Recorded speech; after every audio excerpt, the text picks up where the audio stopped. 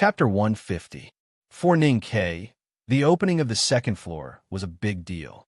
No matter whether he could grasp the slim chance or not, at least the chance was right in front of him. For most people, being calm in the face of a big deal was an admirable quality. Ning Ke, who had been through countless life-and-death situations, could barely do this. Whenever he encountered a really big event, in addition to forcing himself to calm down, he also had to do the most important preparation work, which was to take Sang Sang with him. The spring sun had not risen yet, and was still dark. He left the Vermilion Bird School in a horse carriage with Sang Sang. When they arrived at the academy at the foot of the mountain in the southern suburbs, the morning breeze was still cool. The meadow of the academy, which should have been quiet, was already very lively. The cavalrymen of the Yulin Royal Guards in full armor were vigilantly patrolling around. Under the temporary awning, the officials from the Ministry of Rites were nervously arranging seats. Under the trees in the distance, some men in Tang official uniforms stood expressionlessly. It was unknown which department these people belonged to, but they naturally exuded a dangerous aura. Looking at the lively and solemn scene around him, Ning Ke thought of the academy entrance examination a year ago. He found that the security level today was not much lower than that of the academy entrance examination. Only then did he realize one thing. The opening of a second floor was certainly not only a big deal in his life, but also a big deal for the whole of Chang'an. This year, because Prince Long Qing from the Judicial Department of the Divine Hall was going to enter the second floor of the academy, which involved the complicated relationship between the Tang Empire, the West Hill Divine Palace, and the Yin Kingdom, it became a big deal. Because of the tight security and bad luck, Sang Sang could not enter the academy this time. She could only regretfully wait in the meadow outside the stone gate of the academy. At this time, there was still half a day before the opening of the second floor. Ning Ke deliberately came early not to sit in the academy's meadow and bask in the sun like a tourist. He walked into the familiar academy, walked through the bamboo forest along the back alley, walked around the wetland twice, and then went to the old library to greet the instructor who had just woken up. Then he lifted the front of his robe and walked upstairs. Professor Yu's childish figure did not appear beside the desk by the east window, not knowing whether it was because it was too early or for some other reason. Ning Ke was slightly startled. He walked to the table by the west window and poured water into the ink to moisten the brush. After a few deep breaths, he casually wrote a piece of calligraphy. After confirming that his mind was clear and calm, he put down the brush and left. After walking through the dense forest behind the wetland, the view in front of them suddenly widened. The green meadow was as smooth as a blanket under the early morning light, making anyone who saw it want to take off their clothes and roll on it a dozen times. This was a very remote place in the academy. In the past half a year, very few students would come here except for Ning Ke himself. Even if they came, they would only sit on the edge of the meadow, watching the stars and talking about love. They would not stroll across the meadow and cross such a long distance to walk to the center of the forest that was as sharp as a sword. Ning Ke walked into the tall and steep trees and stroked the smooth trunks with his palm. He looked up at the sparse branches at the top of the forest and frowned in silence. "What did you do today?" The female professor's voice came from the woods. "Greetings, teacher." Ning Ke looked at the approaching figure in the woods and bowed respectfully. He straightened up and thought carefully for a moment before answering. "I ate a bowl of chicken noodle soup with pickled radish today. I came to the academy by horse carriage and stood outside the stone gate for a while. Then I went to classroom 3 to put down my things and walked 2.5 circles around the lake. I went to the old library to see the teacher and wanted to go upstairs to ask for your advice. Because you were not here, I wrote a piece of calligraphy and came here." The female professor walked in front of him. Her face, whose age could never be guessed, was calm and tranquil. She did not ask what Ning Ke wanted to ask for advice from her. Instead, she smiled and said calmly, "It's a pity that you still can't calm down after doing so many things." Ning Ke nodded and answered honestly, "I know I don't have much of a chance, but I can't help but think that I'm lucky. Once I have an idea, it's hard to calm down. I wonder if you have anything to teach me? I'm just a mediocre person in the see-through state." The female professor gently lifted the floating hair in front of her forehead and said with a smile, "There's really nothing to teach a person like you who has big ideas." Ninkei smiled and scratched his head awkwardly. There's no need to demand a peaceful state of mind under any circumstances. Even though you're also a person who likes to study, you're still a young man after all. You can't be like me, sitting by the east window every day, copying flowers without knowing how long it's been. The female professor looked at him and said softly, "There are many things in the world that don't depend on whether you have the ability to do it, but on whether you dare to think about it. If you don't even dare to think about it and are controlled by self-doubt, then you're a weak person. I only need to know how strong your desire to enter the second floor is. Or should I say, how strong is it?" Ninkei was about to say something, but he did not expect to hear a sentence that shocked him. "If you give up on entering the second floor today, I can introduce you to a strong person who is no weaker than Liu Bai." It was quiet in the forest. Ninkei looked at the female professor's calm face and realized that her tone, when she said this, was so casual and normal. It was as if she was saying that if he did not want to eat fruit pancakes, she would make him a bowl of sesame paste noodles. She did not show off, but there was an unquestionable meaning. However, the sage of sort of South Jin Kingdom, Liu Bai, was recognized as the most powerful person in the world. She wanted to introduce a strong person who was no weaker than Liu Bai to be his teacher. Where could he find such a person in the world? How did the female professor know him? Ninkei was so shocked that he could not speak for a long time. He did not know why he trusted the female professor's promise. However, he did not know why, when he opened his mouth with difficulty, the answer was no. "I still want to give it a try. I want to see if I can enter the second floor." The female professor's eyes were filled with an interesting smile. She looked at him and asked why. After a moment of silence, Ninkei said hesitantly, "I don't know why either. I just feel that I've been working so hard on this matter for so long. If I don't give it a try, I won't be satisfied. That's all." The female professor looked into his eyes quietly. Ninkei scratched his head and replied awkwardly, "Because I really want to enter the second floor to have a look." The female professor looked at the awkward expression on his face and suddenly smiled sweetly. She said with a smile, "Thinking is the key. As long as a person wants to do something, they can usually do it.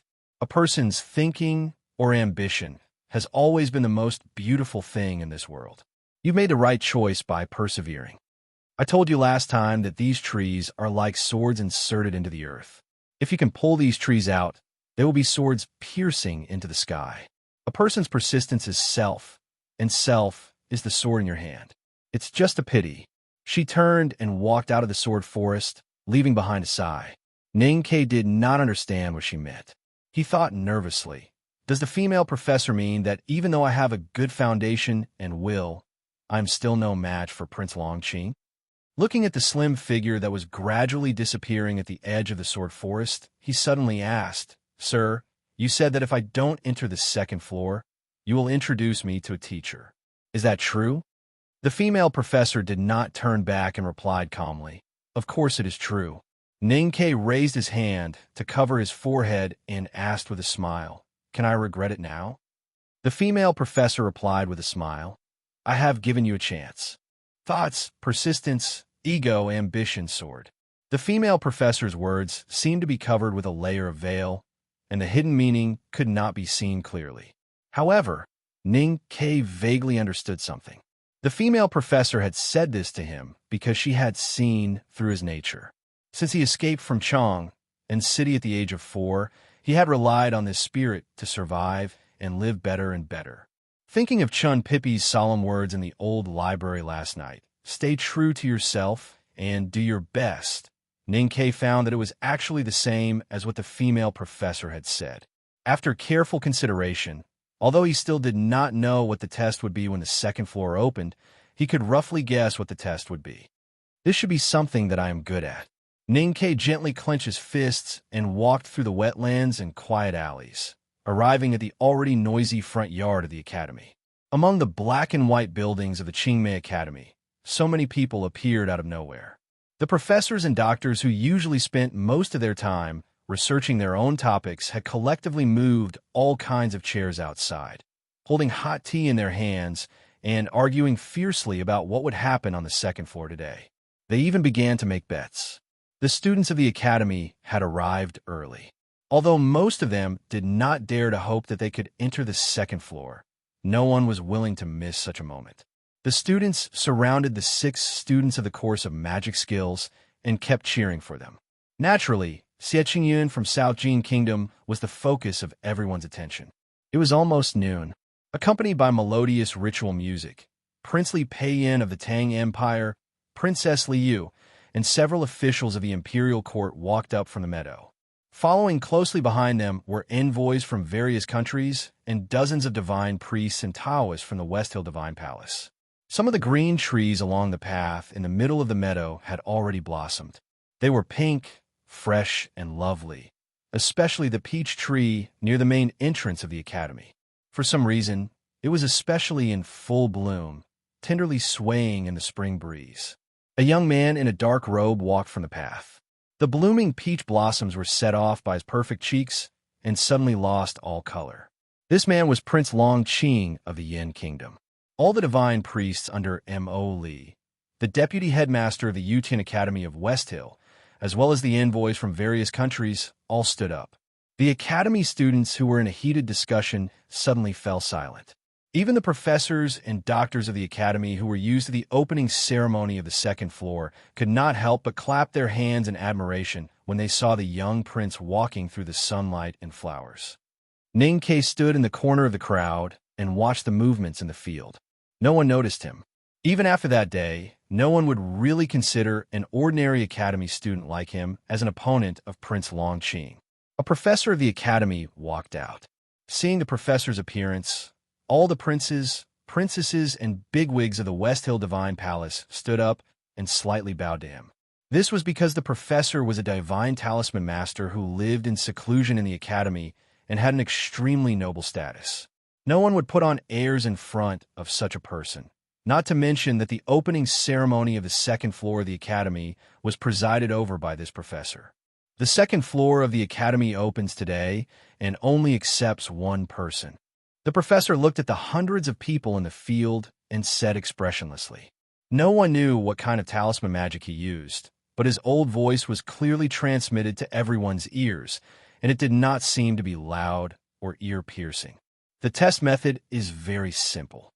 The professor pointed to the mountain behind the academy that was covered by clouds and mist and said, "The stone path turns around the mountain. If you want to enter the second floor of the academy, please climb the mountain at will. Whoever can reach the top of the mountain can enter the second floor. If no one can reach the top, then the winner will be determined by the one who climbs higher." To determine the winner by climbing the mountain to determine who is qualified to enter the second floor of the academy. The people on the front lawn of the academy looked puzzled and thought that this was too absurd and childish. However, no expression could be seen on the faces of Princely Pei Yin and Priest Emoli.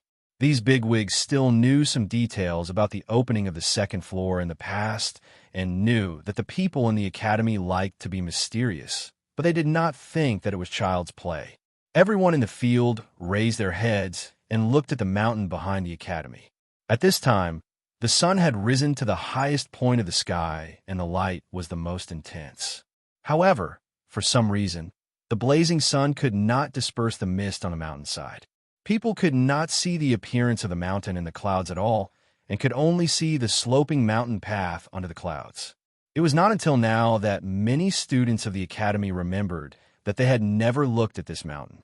Although this mountain was tall and steep and was just behind the academy, it seemed to have disappeared because of its silence and calmness. The mountain was there. The mountain would always be there. Since that was the case, why would they specially look at it? The road to the back of the mountain was behind the quiet alley of the academy and behind a fence not far from the second floor. People could clearly see the not-so-rugged mountain path at the foot of the mountain when they stood on the stone ground of the academy. It was quiet and no one spoke. Time ticked by, but no one walked towards the mountain. "It seems that I have to go first." In the dead silence caused by the tension, a person's voice suddenly sounded.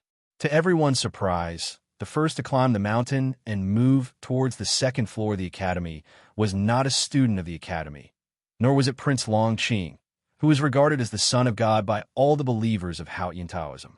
It was a young monk. The monk was about 20 years old and had a handsome appearance. He wore a tattered but clean monk's robe and a pair of straw sandals. The edges of the straw sandals were almost rotting away.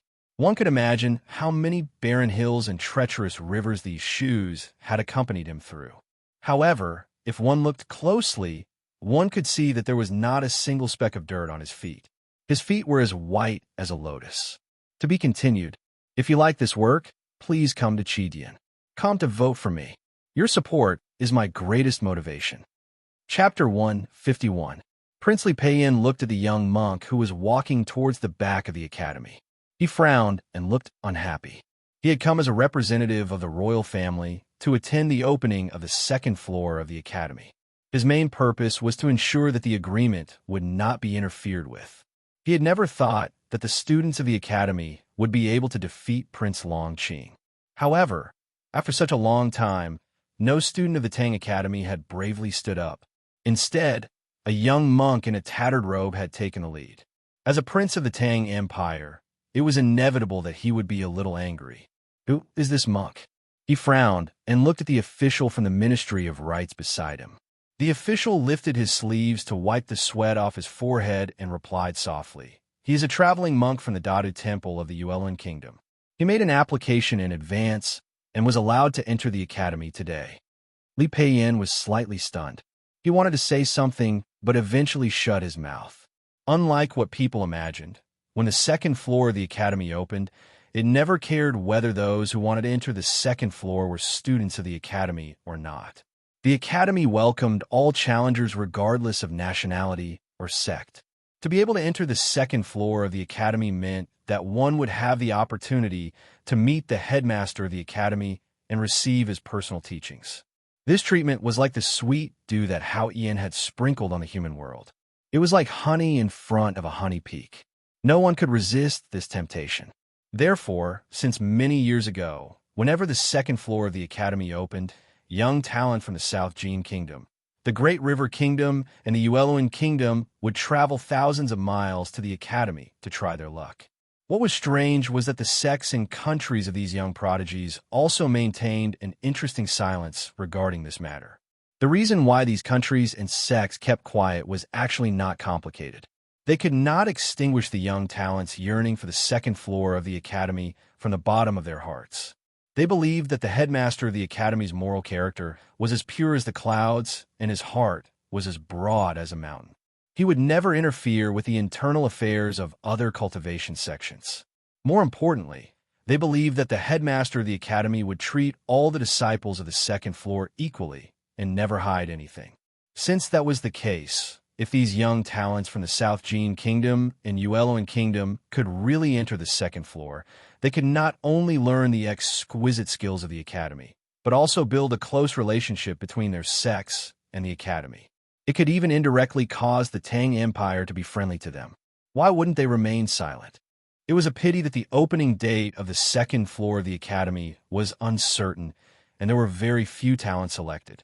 Over the years, most of the students on the second floor of the academy were disciples of the academy, and only a few lucky ones from countries outside the Tang Empire. Even so, young talents from all over the world flocked to the second floor every time it opened. The young monk from the Yuelun Kingdom, who was wearing a shabby frock and straw sandals, was probably one of them. The West Hill Divine Palace regarded itself as the only orthodox cultivator in the world and the spokesperson of Haotian. Naturally, it was impossible for them to be like the sects of other countries and countries. Except for an unknown fat lad, no young man from West Hill had tried to enter the second floor for many years, until Prince Longqing came to the academy today. Not only Princely Peiyan's expression was a little ugly, but the academy professor who presided over the opening ceremony of the second floor also looked very ugly. The divine talisman who hid in a small building in the academy did not know much about the state and strength of this year's academy students. But in his opinion, since they were students of the academy, how could they hide behind the crowd like a timid rabbit? Another 3 young cultivators from foreign countries walked bravely to the back of the mountain of the academy under the ardent gaze of their companions. After a long period of silence, the group of academy students finally became a little restless. Many people could not help but look at their spiritual leader, Mr. Xie. Xie Qingyan quietly looked at the crowd in the distance. He looked at the young prince who seemed to have taken away all the brilliance of the world since he came to Chang'an. He could not help but feel a little bitter in his mouth. He had been observing him and paying attention to him, but he did not pay attention to him at all. How painful it was. He had painstakingly studied and cultivated for so many years. He even gave up the Tanhua position in the South Jin Kingdom. He came all the way to the academy and did not hesitate to vomit blood to climb to the second floor. Wasn't it all for the sake of becoming the core disciple of the headmaster of the academy? However, all this would become a bubble in front of the more powerful and dazzling peer. Suddenly, this Mr. Xie, who came from a prominent family in the South Jin Kingdom and had been spoiled since childhood, remembered the two reprimands he had heard in the old library in the study room. One reprimand was from the Princess of Tang, and the other was from Ning Quebec. He looked back at his classmates in the academy, hoping to see Ning Ke, but he was a little disappointed. After a moment of silence, he thought of nearly 20 years of hard study and diligent cultivation. A trace of determination and relief gradually appeared on his face. He stood up and took a deep breath. Looking at Lin Xuan Wang Ying and his classmates, he said forcefully, "This is our academy. Do we have to be the last to go up the mountain?" A happy smile appeared on Wang Ying's young face. He cupped his hands and said, "Brother Xie, I'll go with you." The academy students were excited and began to cheer softly. They lined the path to see the 6 students of course of magic skills off. The slight uproar of the academy students only attracted some curious gazes. As for the West Hill Divine Palace and the Yin Kingdom envoys gathered under the umbrella, no one looked at them. The eyes of everyone under the umbrella and even many people outside the umbrella were still fixed on Prince Longqing, who was as beautiful and calm as a peach blossom in winter. The small disturbance in the victory house the day before had gradually spread. Many people knew that Prince Longqing, who was solemn and powerful in the judicial department of the Divine Hall, had suffered a small loss in the hands of an ordinary student of the academy. However, those who knew the inside story knew that it was just some trivial things like drinking and talking. These things could not affect Prince Longqing's position in their hearts. As long as Prince Longqing had not really been defeated, he was still the perfect son of God. Since the beginning of the academy professor's announcement, some young cultivators had walked to the back of the academy. However, Prince Longqing had been silent. His eyes were as calm as a still pond, and he had been focused on the air in front of him. Longqing, when could you be affected by such a small figure? Prince Longqing suddenly curled his lips and said silently in his heart. Then he glanced at the guy hiding in the corner outside the crowd with his emotionless eyes, and then slowly stood up. It was just a very simple action of standing up, but it caused a burst of excitement and discussion among the crowd. Prince Longqing is going to start climbing the mountain. Will he be the one who climbs the highest? Of course. He is a powerhouse in the upper see-through state. I even believe that he will directly climb to the top. Speaking of which, he is already a bigwig in the judicial department of the Divine Hall, but he still wants to participate in the examination of the second floor of the academy. The academy is really too arrogant. Can't they directly give him a place? I suspect that the academy and the Tang Empire want to take this opportunity to shock the West Hill Divine Palace. With so many pairs of eyes watching, can the academy play tricks during the process of climbing the mountain? How can the headmaster of the academy play tricks when recruiting disciples? Those who think so are really stupid. The whispered discussions entered Prince Longqing's ears very clearly, but there was still no expression on his perfect face, as if he did not hear it at all. Under the gaze of countless people, he raised his right hand and lightly touched between his eyebrows. Then, he looked up at the scorching sun in the sky calmly, and the pious and benevolent expression on his face all turned into calmness. Then, he started to walk towards the back of the academy. I just can't stand this kind of pretentiousness. The whole world knows that you are fierce and invincible, and they are all waiting to see how fierce and invincible you are. But in the end, you just have to wait until the end, when everyone can't help but want to curse. But in the end, you slowly stand up, duff your sleeves, pull up your pants, and hold your sword upside down pose. Do you think you were squatting in the latrine? Chu Yuxian suddenly appeared beside Ning Ke, which startled him. Then, Ning Ke was amused by this long series of harsh mockery. He shook his head and said, "Sarcastic, too sarcastic. You flatter me." Chu Yuxian looked at him and said with a smile, "That day at the Victory House, I didn't go in, but I heard what happened later. You are the real sarcastic one, and I am the direct one. There is not much difference," Ning Ke said with a smile. Chu Yuxian looked at the gradually disappearing bamboo forest at the foot of the mountain and sighed and said, "It is a pity that you can't humiliate that prince in such a situation today. Speaking of which, our classmates are really narrow-minded guys. You're clearly fighting for the Academy's reputation in front of the West Hill people and the Yin people, but that bastard Zhong Dajuan still said such words. I think they're just asking for humiliation today. Daring to climb the mountain with Prince Long Qing, that is also courage," Ning Ke said, while looking at the bamboo forest at the foot of the mountain. How Ian was beautiful today, and the air was especially clean and bright. Under the azure sky was the clearest world, and people could see very far away. They could even clearly see the stone path and the mountain behind the academy. Passing through the visual barrier near the building on the horizon, people who stayed in the academy saw that some people had already walked up the mountain path. The person in front was the young monk, and then more and more people walked up the stone path. Xie Qingyun and the 6 people from the course of magic skills were among them, and the plain robe of Prince Long Qing was the last one. Although the mountain was high and dangerous, it could not be a real obstacle for these young cultivators. This kind of assessment seemed like a child's play, but in fact, when the second floor of the academy was opened, the assessment for the headmaster of the academy to choose a core disciple would not be a child's play, so the mountain path would not be easy to walk. When the young cultivators really entered the sloping mountain path, their speed suddenly became extremely slow. In the eyes of the audience, their bodies seemed to be a joint of an extremely heavy boulder. Every step they took seemed so painful and strenuous, as if they were fighting against the whole world. The young monk from the Yueloan kingdom seemed to be relatively relaxed, and only one person on the sloping mountain path did not seem to be affected at all.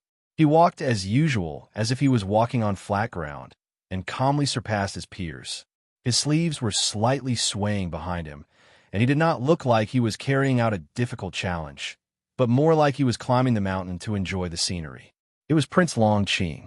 Well, in this chapter, Chu Yuxian scolded Prince Long Qing, and I scolded myself on behalf of everyone. I really can't do anything about it. If I could write more every day, I wouldn't make everyone feel constipated like me. Fortunately, I will go home on the 23rd, and from the 24th, my life will be normal. Alas. To be continued. If you like this work, please come to Qidian. Come to vote for me. Your support is my greatest motivation. Chapter 152. Every time they lifted their feet or waved their arms, it was as if they had to use all their strength. The young people walking on the stone path at the back of the academy were like puppets being carried by cotton strings. Although they could not see their expressions, the people in the academy could clearly feel the pain they were suffering. The second floor's method of selecting students was actually this simple, but behind the simplicity, there was such a miracle. The outstanding young cultivators from all over the world would become clumsy puppets once they stepped on the slanting stone path. It was a shocking scene. No one could guess what had happened on the mountain path except for the people involved. Even Priest Moly, who had been immersed in the cultivation world for many years, did not dare to guess before experiencing it for himself. But everyone believed that the academy would not let these young people be really hurt. Looking at the monotonous scene for a long time, it was inevitable that it would be boring. Looking at the movements of the crowd around the academy, it was unlikely that anyone would try to climb the back of the academy. The bigwigs, including the envoys from various countries, relaxed a little. They began to look left and right under the shade of the umbrellas, talking to others. The academy had prepared some simple food, and the bigwigs had brought their own maidservants. Tea and snacks were placed on the table for a while, adding to the excitement of the conversation. The main targets of the envoys from various countries were Princely Peiyan, Princess Liu, and Priest Moly, the deputy headmaster of the Revelation Institute. The surrounding countries had always been very gentle and subservient to the Tang Empire and the West Hill Divine Palace, which no other power dared to oppose. As for which side to submit to, it was not their focus at all. At least for now, this submission had to be on both sides. Other than building a good relationship with the Tang Empire and the West Hill Divine Palace, the most important reason for the envoys for various countries to come to the Academy today was to see if there were any young people from their countries who were lucky enough to enter the second floor. Even if no one could enter the second floor, as long as there was a real talent in cultivation, they would pay attention to it on behalf of their respective imperial courts. The envoy from the Great River Kingdom was chatting with a deacon from the West Hill Divine Palace beside him. He perfectly hid his humility between laughter and exquisite flattery. Suddenly, he saw the earth dragon coming from afar, and his expression changed. He stood up abruptly and looked in that direction, trembling. What's going on? The so-called earthen dragons were actually 4 deacons of the Academy, carrying stretchers. Because they were moving so fast, their boots broke the grass and kicked up the soil. That was why there was a cloud of dust and the momentum of flying dragons flying close to the ground. The 4 deacons of the Academy carried the stretchers from afar and arrived at the front yard in no time. They were not out of breath, and their faces were not flushed. They looked extremely calm. It could be seen that they had done this many times over the years. The envoy from the Great River Kingdom covered his forehead and looked incredulously at the unconscious young cultivator from the Great River Kingdom on the stretcher. He sighed repeatedly. He had never thought that the first person to be defeated in the examination of the second floor of the Academy would be a citizen of his country. The real reason why he was depressed was that he did not know how he was defeated. The envoy walked to the stretcher and asked angrily, "How did climbing up the mountain make him faint?" An Academy deacon beside the stretcher answered expressionlessly, "Fainting is a common thing in the Academy. He would vomit blood even when climbing up the stairs, let alone climbing up the mountain. Please move aside." The deacon of the Academy rudely pushed away the envoy of the Great River Kingdom, carried the stretcher, and continued to run to the back of the Academy, leaving behind a yellow earthen dragon and a few unclear complaints. "Move aside. Boil the water." The 4 Academy deacons carried the second climber back on the stretcher. There were instructors of the Academy waiting with ginger soup and medicine. "Move aside. There must be a lot of boiling water today. Don't block the way." The Academy deacon returned again with the handle of the stretcher in his hand. Their shouts to clear the way were definitely more colorful than the shouts of the Tang officials when they went out. Seeing this scene, Chu Yuxian could not help but look back at Ninkei as he recalled the scenes from last year. Ninkei looked at the 4 deacons running back and forth between the back of the mountain and the front yard and opened his mouth slightly. This scene was very familiar to him and even a little warm. However, the experience of climbing up the stairs last year was after all a pain that made his fingers tremble and his chest and abdomen gave birth to some nausea. His face was slightly pale and he sighed painfully. "It's still the 4 of you." In the area not covered by clouds and mist in the back of the mountain of the Academy, the young cultivators on the stone path walked slower and slower. From time to time, someone fainted in pain and was quickly carried away. Xie Qingyun walked in the middle. Although it was difficult, he still persisted. The young monk from the Yueluan Kingdom seemed to be relatively relaxed. His tattered frock fluttered in the mountain wind. He walked at the front of the team and looked around from time to time. It seemed that he was not looking for scenery, but more like he was looking for a way out. Prince Longqing held his hands behind his back and climbed up the mountain to look at the scenery. He walked leisurely all the way and constantly passed the climbers in front of him. There was no pride or contempt on his face. He was only calm no matter how many people he passed or how many young cultivators he saw by the mountain path. Even when he passed the young monk, he did not look at him with the corner of his eyes. There was a thick fog at the end of the mountain path. The people who stayed in the Academy were silent. They looked at the slanting mountain path in the distance, puzzled and shocked by the magic of the mountain path. They wondered what kind of inhibition the Academy had set there that could make it so difficult and painful for these outstanding young cultivators from various countries to walk. Ninkei, who stood in the corner, was also thinking and analyzing. But his focus was not on the mountain path, but the thick fog at the end of the mountain path. Prince Longqing had already arrived in front of the fog. If he wanted to climb the mountain later, he had to at least enter the fog. Since that was the case, no matter how dangerous the sloping mountain path was, it had nothing to do with him. He had to go through it. Prince Longqing came to the front of the thick fog that covered the mountainside. Without any hesitation, he calmly walked in. After a while, the young monk from the Yueluan kingdom, who looked around curiously, also came to the fog. Looking at the clouds and mist in front of him that hid an unknown number of ancient trees and mountain souls of tens of thousands of years old, the young monk, who had always appeared to be indifferent, had an unprecedentedly serious expression on his face. He looked at the mist quietly and did not take a step forward. Prince Longqing disappeared in the mountain fog. For a long time, no one else could walk through the stone path at the mountainside and into the fog. Half of the climbers who wanted to enter the second floor of the academy had been carried back by the 4 deacons. Only Xie Qingyun and a few others were still climbing the lower part of the mountain path with difficulty. As for the young monk from the Yueluan kingdom, who had shown a good state and was placed high hopes by some people, he seemed to have encountered some kind of problem and hesitated to move forward.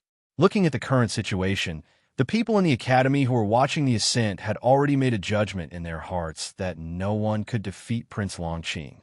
Although this was expected by many, they still could not help but be shocked and speechless when they saw the scene unfold and Prince Longqing's strength that far surpassed his peers. The West Hill Divine Palace is indeed the ancestor of all cultivation sects and a place respected by the common people. The Revelation Institute is indeed a wonderful place of metaphysics in the world. Prince Longqing climbed the mountain with ease. How can others compare to such a celestial being? The envoy of the Yin kingdom looked at his prince, who was proud of the crowd and was already extremely proud. He did not forget to turn sideways and flatter the people from the West Hill Divine Palace. Priest Moli slightly stroked his beard with an unusually calm expression. Only the luster deep in his eyes revealed his pride and joy at this time. He said indifferently, Longqing is talented and favored by Haotian divine light. The Divine Hall has entrusted him with the important task of judgment.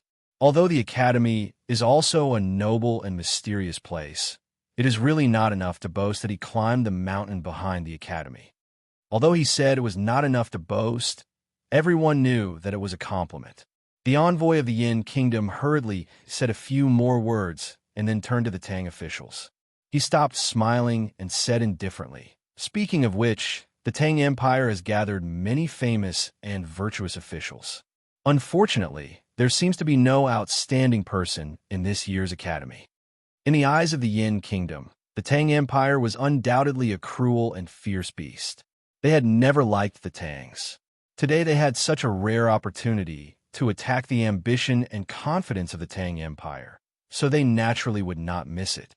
The envoy of the Yin kingdom did not dare to provoke the prince or the princess of the Tang Empire, so he did not say this out loud.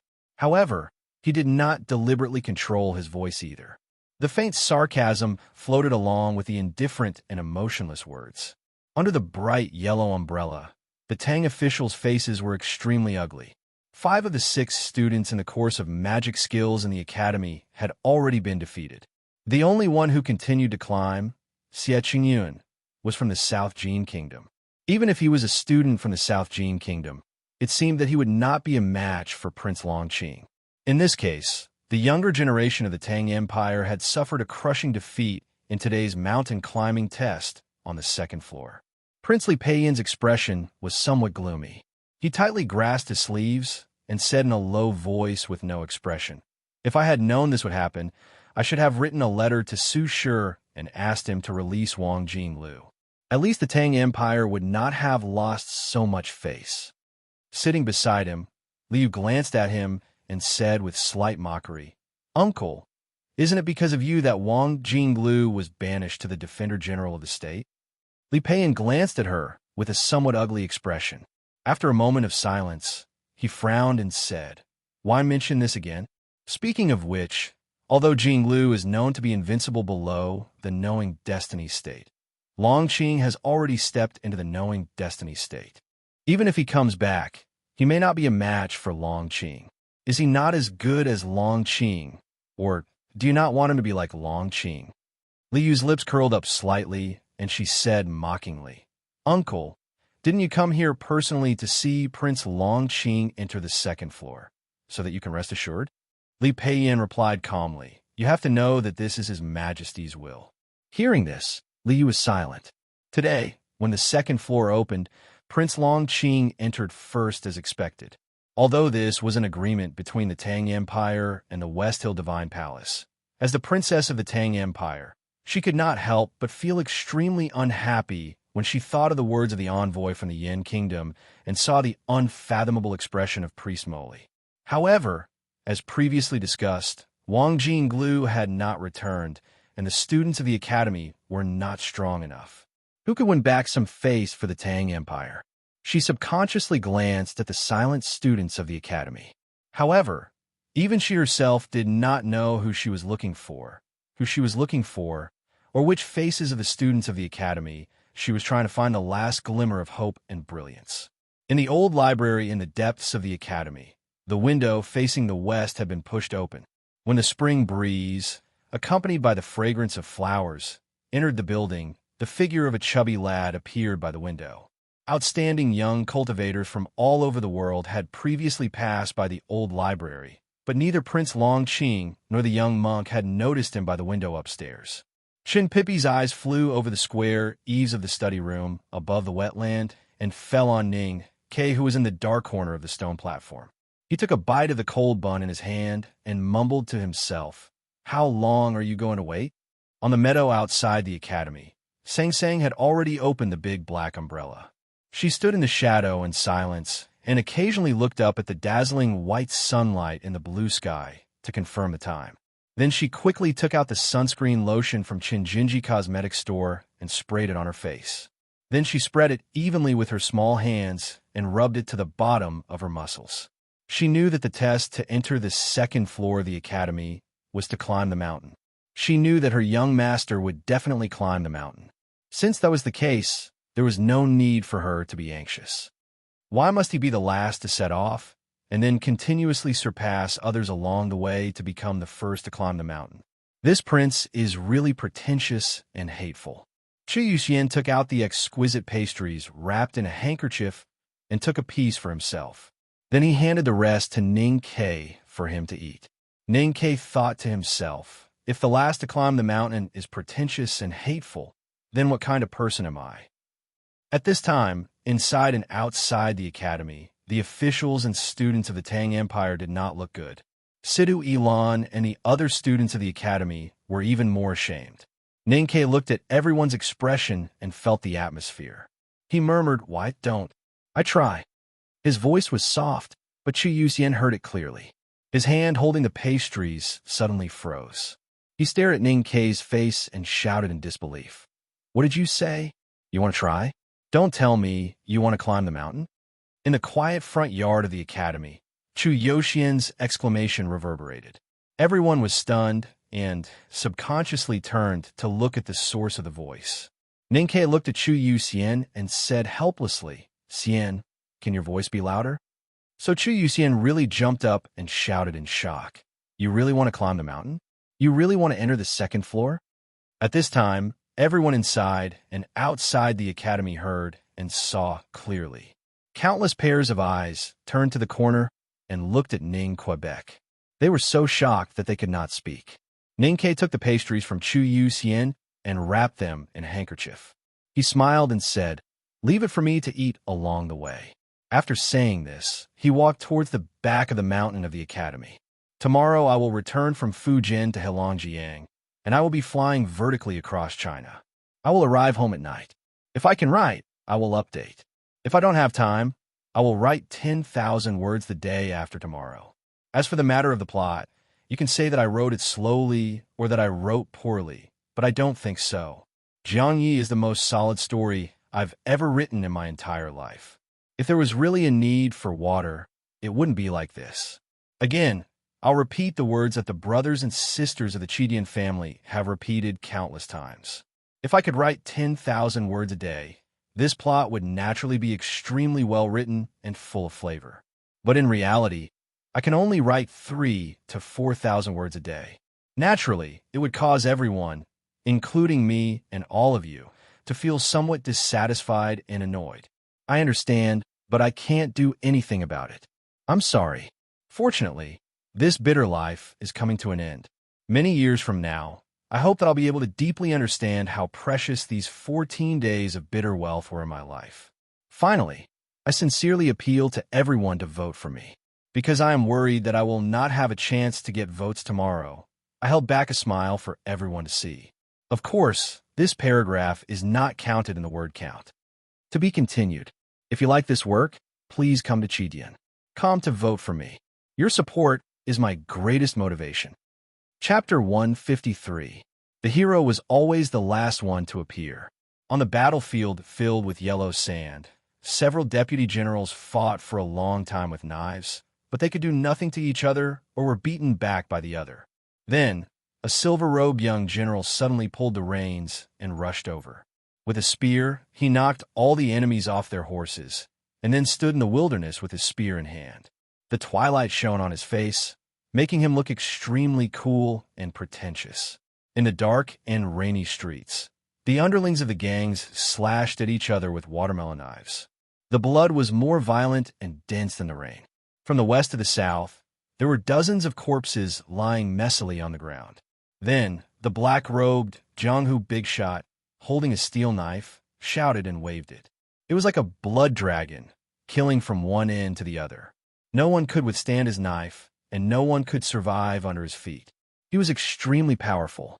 As for why the silver-robed young general and the black-robed Big Shot didn't make a move at the beginning, but waited for their subordinates and underlings to shed blood and be miserable for a long time before they stepped out, of course, it wasn't because they were like storytellers who habitually procrastinated. Instead, it was because these pretentious criminals knew that only by enduring for a long period of time would they be able to show off their elegance at the end. After the opening of the second floor, many people began to climb the mountain one after another, including Prince Longqing, who had already set off. However, Ning Ke did not move at all. He stood silently in the corner and waited for this moment. He could explain that he did not move because he wanted to observe the young cultivators and analyze the possible problems they might encounter when climbing the mountain. But deep down in his heart, he had to admit that the more important reason was that those climbers who were struggling on the sloping mountain path were not his subordinates, nor were they his deputy generals. He did not care about those people's lives. Since he had no confidence in entering the second floor, why not enjoy the pleasure of being the last to make an appearance? The hero was always the last one to appear. Even if the hero was still the superior and inhumanly perfect Prince Longqing, at least at this moment, the last one to appear was undoubtedly the hero of the moment. Ning Ke's idea was perfectly realized. When he took the pastries wrapped in Chu Yoxian's handkerchief and slowly walked towards the back of the academy, countless pairs of eyes around the courtyard were attracted to his figure. Those gazes were filled with countless complicated emotions. Some were surprised, some were confused, but most of them were confused. It had been a long time since the opening of the second floor. Anyone with eyes could see that Prince Longqing would definitely win today. At this moment, how could someone be so ungrateful as to disturb the solemn and sacred scene of Prince Longqing waiting for him to shine? He seems to be a student of the academy. The envoy of the great river kingdom looked at Ning Ke's clothes and frowned. Is he a hidden powerhouse of the academy? The 6 students of the course of magic skills are all on the mountain. 4 of them have already been carried back. Looking at the shocked faces of the instructors, they don't seem to know what's going on either. Among the students of the academy, Zhong Dajuan suppressed his shock and looked at the back of Ning Ke, who was the center of the discussion. He sneered and said, "What is he up to this time? Hasn't he been humiliated enough this year?"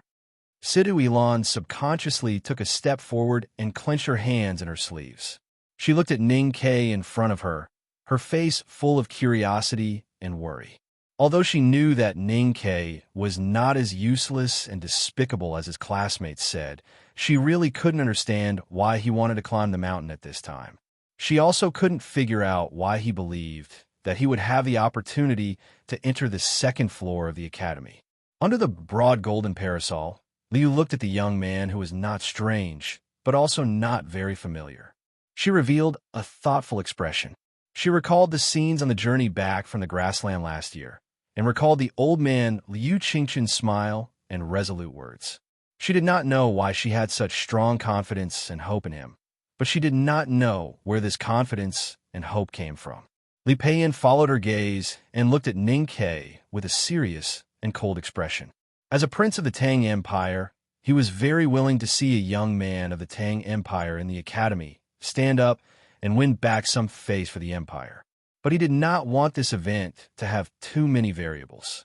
Priest Moli did not think that Ning Ke was qualified to be a variable. He lightly glanced at him and no longer cared. At this time, Prince Longqing had already entered the thick fog on the mountainside. Perhaps he would succeed in the next moment. In his view, whether the student stood up at this time to play to the gallery or was instructed by someone in the academy, it would only make the West Hill divine glory and the prince more perfect. For those who were not strong-willed and easily shaken, gazes were heavy, especially when there were so many bigwigs around the academy's stone platform. If they gathered on one person, it could even crush a thin student. But for Ning Ke, the gazes of others were the most weightless and powerless existence in the world, no matter how many gazes gathered together. What he was going to do had nothing to do with these people, so the emotions in these gazes had nothing to do with him. The academy professor who was responsible for presiding over the opening ceremony of the second floor stood expressionlessly beside the stone platform. He had already heard the instructor's introduction and knew that Ning Ke was a student of the academy.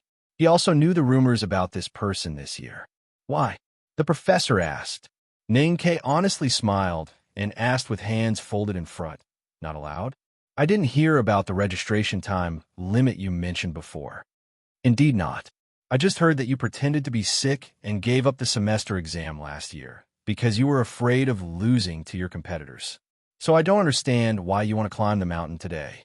If giving up the exam and climbing the mountain are logically contradictory. Ning Ke looked at the professor and calmly explained. Then I dared to climb the mountain today, which means that the rumors in the academy and the accusations against me are all false. Looking at this ordinary student who dared to speak in front of him, the professor smiled slightly. His two silver-stained eyebrows fluttered in the spring breeze, and he looked quite happy. But he did not step aside. Instead, he continued to ask with a trace of interest, but I still want to know why you want to climb the mountain today. Ning Ke answered with a smile. If those people from the West Hill Divine Palace or the envoys from the Yin Kingdom asked me, I would definitely give them an answer that would shock them all. But since it's you, of course, I have to answer honestly. I want to climb the mountain because I want to. The professor laughed and stroked his white beard. He shook his head and praised. What a good answer. This is the best answer I've heard in the past few years. Then he curiously asked, if the people who asked you were those charlatans from the West Hill or those fence-sitters from the Yin Kingdom, how would you answer? If they asked me why I want to climb the mountain, I would say, Ning Ke smiled a little embarrassedly and said, because the mountain is there. The academy professor was stunned, and his fingers that were stroking his beard slightly stiffened. Then he laughed out loud and looked at Ning Ke as if he was a promising student. He praised, this is also a good answer. Go. The professor smiled and said, it's just that the mountain path is dangerous and rugged. If you suddenly feel that you don't want to climb any further halfway, then you can come down. If anyone dares to mock you, I will stand up for you. Ning Ke smiled and bowed deeply to the ground. Then he left. The professor watched him walk into the quiet alley and stroked his beard. He thought that this year's academy students were really not all good-for-nothings and nodded with satisfaction. Ning Ke was very familiar with the road up the mountain. At least he was familiar with the part of the road before going up. The alley, the wetland, the bamboo forest, and the small building were all familiar with the scenery along the way. Even the bluestone beside the lake remembered his footsteps. When he came to the old library, he looked up and waved his hand to say hello. The chubby Chun Pippi leaned against the window and waved his hand to the people below. He didn't want Prince Longqing and those climbers to see him, so they couldn't see him. He wanted Ning Ke to see him, so Ning Ke could naturally see him. If you really can't climb up, don't try to be brave. Chun Pippi kindly reminded. Can't you say something auspicious? Ning Ke looked up at him and said, how come no one, including you, thinks that I can climb to the top? The mountain road is not so easy to climb.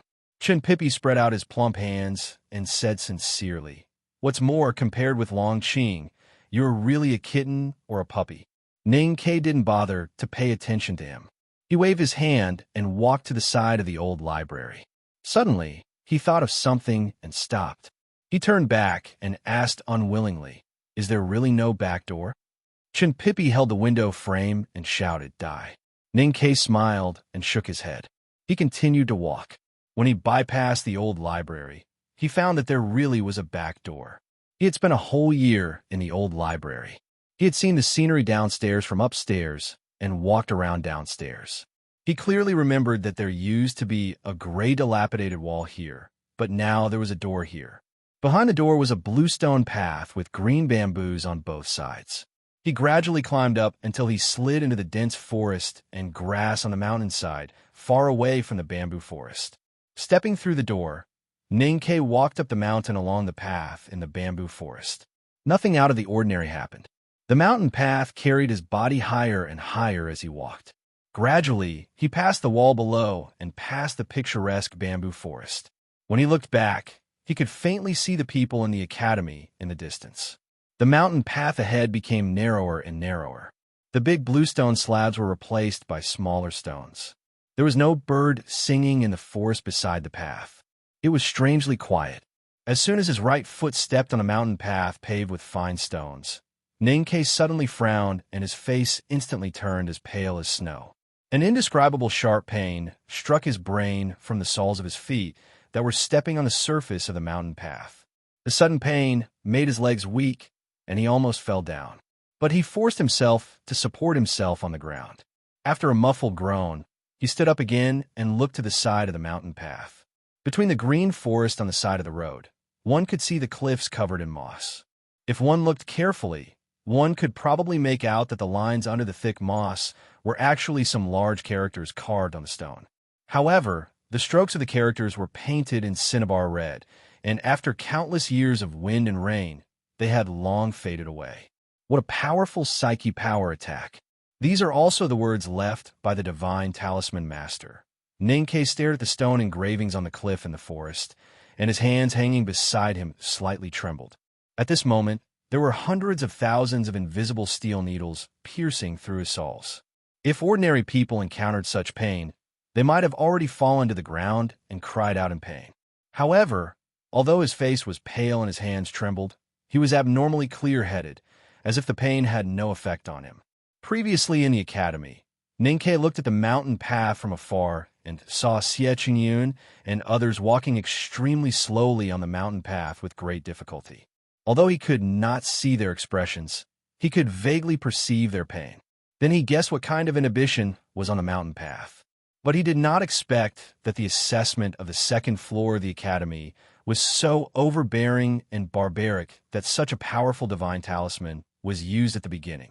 Now he finally understood why those outstanding young cultivators from all over the world would become puppets on this mountain path and walk so slowly and with great difficulty. Under the wonderful divine talisman on the cliff, any natural environment around the mountain path could become a danger to prevent people from climbing the mountain. You could not avoid it and could only break through by force. Ning Ke frowned tightly and looked at his right foot that had landed on the pebbled mountain path. Suddenly, he smiled nervously and exerted strength in his waist and abdomen. He leaned forward and lifted his left foot that had fallen behind him and stepped on the pebbled mountain path. He stepped heavily and hard, as if he was going to break the mountain path paved with pebbles. Countless invisible needles poked out from the cracks of the pebbles and pierced deep into the soles of his feet through the hard soles of his boots. The instant numbness was quickly replaced by extreme pain, and then it was clearly transmitted into his brain. Ning Ke's face became paler, but his frowning brows gradually relaxed. He took a deep breath as if he enjoyed it, and then waved his hands and continued to walk forward. Intentionally or unintentionally, attentively or stealthily looking at Ning Ke from the corner of their eyes, genuinely concerned or just curious, or with a mocking attitude. When Ning Ke appeared on the mountain path, many people looked at him and began to pay attention to his every move. Seeing Ning Ke step on a mountain path and fall to the ground after taking a step, Some people could not help but shake their heads, and some people laughed mockingly. Priest Moly was talking indifferently with the envoy of the Yin Kingdom, and it seemed that he did not care about what happened on the mountain path at all.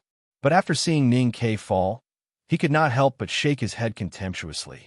After watching for such a long time, he could vaguely guess what kind of inhibition the Academy had set on the mountain path.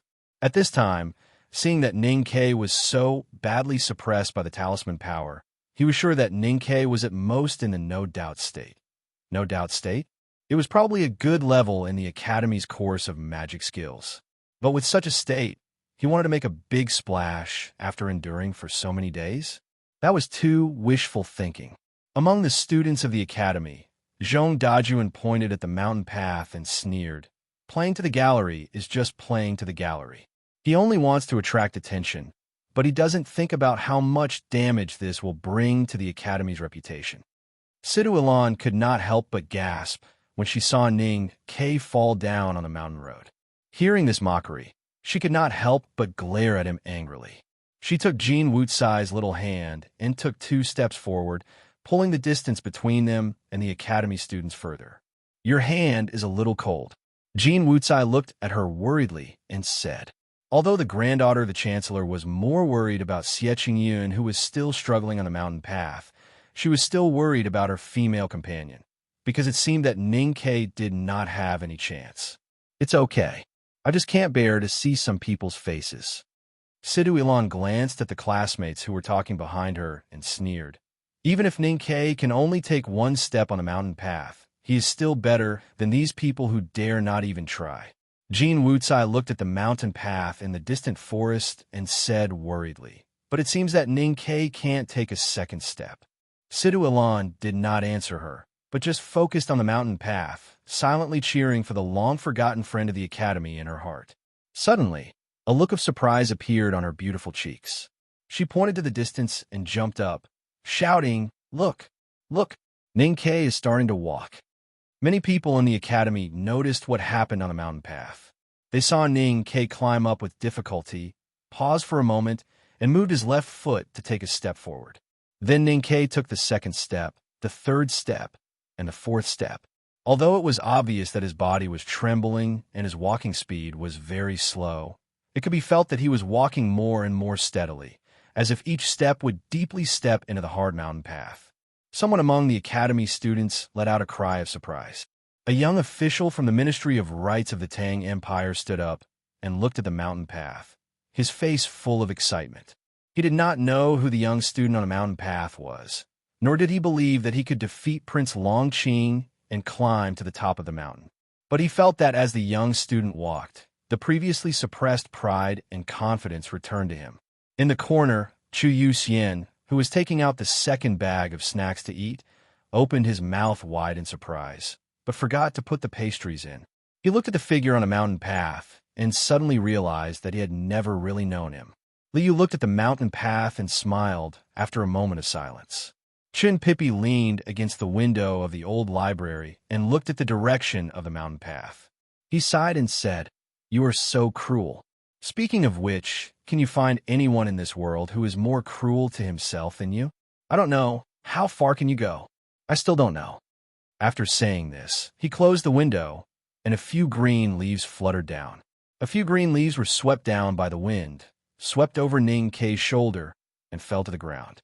The green forest beside the mountain path was made up of many kinds of trees, but this section was mostly made up of bamboo trees. The edges of the bamboo leaves were thin and sharp, looking like pieces of sharp knives. The falling bamboo leaves on a mountain path did not look as sharp as knives, but were really as sharp as knives. With a soft sound, the bamboo leaf that brushed past Ning Ke's shoulder tore his clothes and cut his skin like a sharp knife, leaving a thin wound on his skin. Ning Ke looked at his shoulder, but did not see the tear in his clothes, no bloodstained bamboo leaves, and no bleeding wound. But he knew that it had indeed happened, because he could clearly feel a strong pain coming from his shoulder. He could even clearly feel the extremely unbearable strange feeling brought by the fine hairs left by the bamboo leaves in the wound. He raised his right hand and patted his shoulder like dusting. Of course, this action could not get rid of the invisible wounds and pain left by the bamboo leaves. But the wonderful thing was that after this action, he felt much more relaxed and continued to walk forward.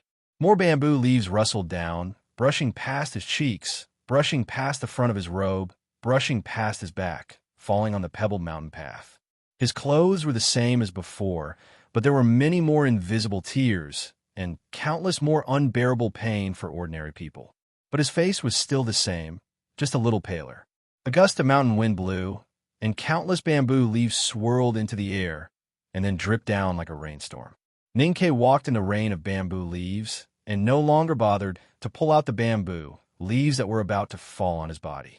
He just kept walking in silence, and his bright eyes seemed to see the falling bamboo rain when he killed Yin Suching in the lakeside house last year. He walked very carefully and forcefully. Every time he lifted his foot, he would step down heavily, and fine dust splashed from the soles of his boots. He ran over the messy bamboo leaves and walked through the pain. When the bamboo rain fell, it was the right time to kill people and climb the mountain. If he started late, he might have some glory, but it would be difficult to catch up. He could only walk alone on the mountain path, with no one in front or behind. Ninkei was a little thirsty after walking, and his lips seemed to smoke. He wanted to drink some water, and then he heard the sound of flowing water beside the mountain path. Looking up, he saw a very thin, clear spring flowing out of a cliff crack beside the path, and formed a puddle in the stone pit below, with a few weeds growing beside the puddle. He did not drink the mountain spring to his heart's content or pity the weeds, because the extremely thin spring water suddenly turned into a great waterfall of yellow, muddy white foam and came crashing down on his face, trying to knock him unconscious on the moss-covered boulder at the bottom of the deep pool. He continued to walk forward, still forcefully and attentively. Every step was frightening and smoky. He walked slowly and firmly through the dense forest along the mountain path, and came to the middle of a meadow in the mountain. Without the shade of trees, the still hot afternoon sun unceremoniously sprinkled down, plated the meadow with a layer of bright red, as if it would ignite everything beside the mountain path. Ninkei covered his forehead with his hand, looked up at the sky, and let out a tired sigh. Then he noticed from the corner of his eyes that there was a small lake beside the mountain path in front of him, reflecting light like a mirror. The lake was very small, very calm, and clear, and he could see the silent fish swimming in it. There was a light yellow flower growing between the stones beside the lake. A mountain breeze blew gently, and the little yellow flower trembled, looking extremely frightened. There was a slight ripple on the calm lake surface, and the little fish flicked its tail and disappeared into the stones. An angry sea appeared in front of Ning Quebec. The seawater was extremely blue and almost black, like the ink in the inkstone he was familiar with. The seawater kept rolling, setting off mountain-high waves, making angry roars, and constantly slapping the embankment and him standing on the embankment. His feet were like nails as he stood firmly on the embankment, staring at the ink-colored waves that blotted out the sky and covered the earth. Even if his body felt as if it had been hit by a boulder, even if his drenched clothes were torn to pieces by the seawater and then brought back into the sea, he still did not take a step back. Then the sea stood up. The seawater, as dark as ink, stood up like a wall, no, like the earth. The sea cut the sky into two halves and slowly pressed toward him. In this vertical sea that cut the sky and the earth, one could see a whirlpool larger than a mountain, and could see the silent and helpless seabirds flying around, and could see death. Then the sea fell down. Ninkei also fell down. He fell heavily on the mountain path, frowned in pain, and spat out a mouthful of blood. The small lake in front of the road was still calm, with only a few ripples. A calm but proud voice came from the depths of the mountain fog. This kind of pride was different from the pride of Prince Longqing, who pretended to be indifferent. The owner of the voice did not bother to hide his pride, nor did he deliberately show his pride. His pride came from the strength of his heart, which came from his nature, and did not make people feel disgusted at all. It is said that the handwriting on the cliff of the mountain path was engraved by the predecessors of the academy. After the inhibition is opened, those who intend to break through the inhibition will have to endure the pain and power hidden in the talisman. and then the pain and power of the mountain path will be greater. The calm and proud voice continued. Many years ago, I fought with eldest senior brother. Although you all know eldest senior brother's temperament, and he wouldn't really be ruthless to me, I still couldn't beat him. So, in a fit of anger, I crushed the mold that teacher used to make plum cakes. So, teacher also got angry, and then made a cruel decision to punish me by walking on a mountain path. There were many reasons for the exclamations. Some were amazed by eldest brother's strength. Some were amazed by second brother's strength. And he could crush the steel cake mold carved with talismans by the headmaster of the academy with his bare hands. Some were amazed by second brother's audacity to make the headmaster of the academy have no plum cakes to eat. When I walked on a mountain path that year, of course, I caused a much greater movement than this guy. In the end, I only fell to the ground when the Milky Way shattered and meteorites flew everywhere. But it is not easy for this guy to cause the wrath of the sea. Someone in the fog expressed his approval, and someone sighed and said, but it seems that the more pain he can endure, the more pain he has to endure. This guy is too unlucky. Unlucky? Someone asked angrily. Unlucky. That person hurriedly explained. None of you have seen youngest uncle. Only eldest brother and I have seen him. Second senior brother's mood eased up slightly, and he spoke proudly as if he felt that meeting the youngest uncle was something to be proud of. Youngest uncle once said that fate itself is a very cruel guy.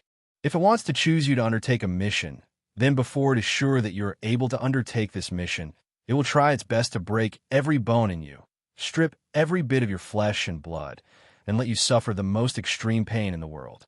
Only in this way can your will and mind be strong enough to be chosen by fate. In the thick fog, someone was talking about his memories, and someone was whispering, now it seems that second brother really admires youngest uncle the most. What's the big deal about breaking every bone? What's the big deal about stripping every bit of flesh and blood? What's the big deal about suffering the most extreme pain in the world? In Min Mountain and on the grassland, which bone of mine hasn't been broken? Which part of my body hasn't been hurt? Ninkei leaned on the hard mountain path, feeling the edges and corners of the thin stones under his body. He felt that all his bones had been smashed by the sea. But there was no fear in his eyes, only indifference.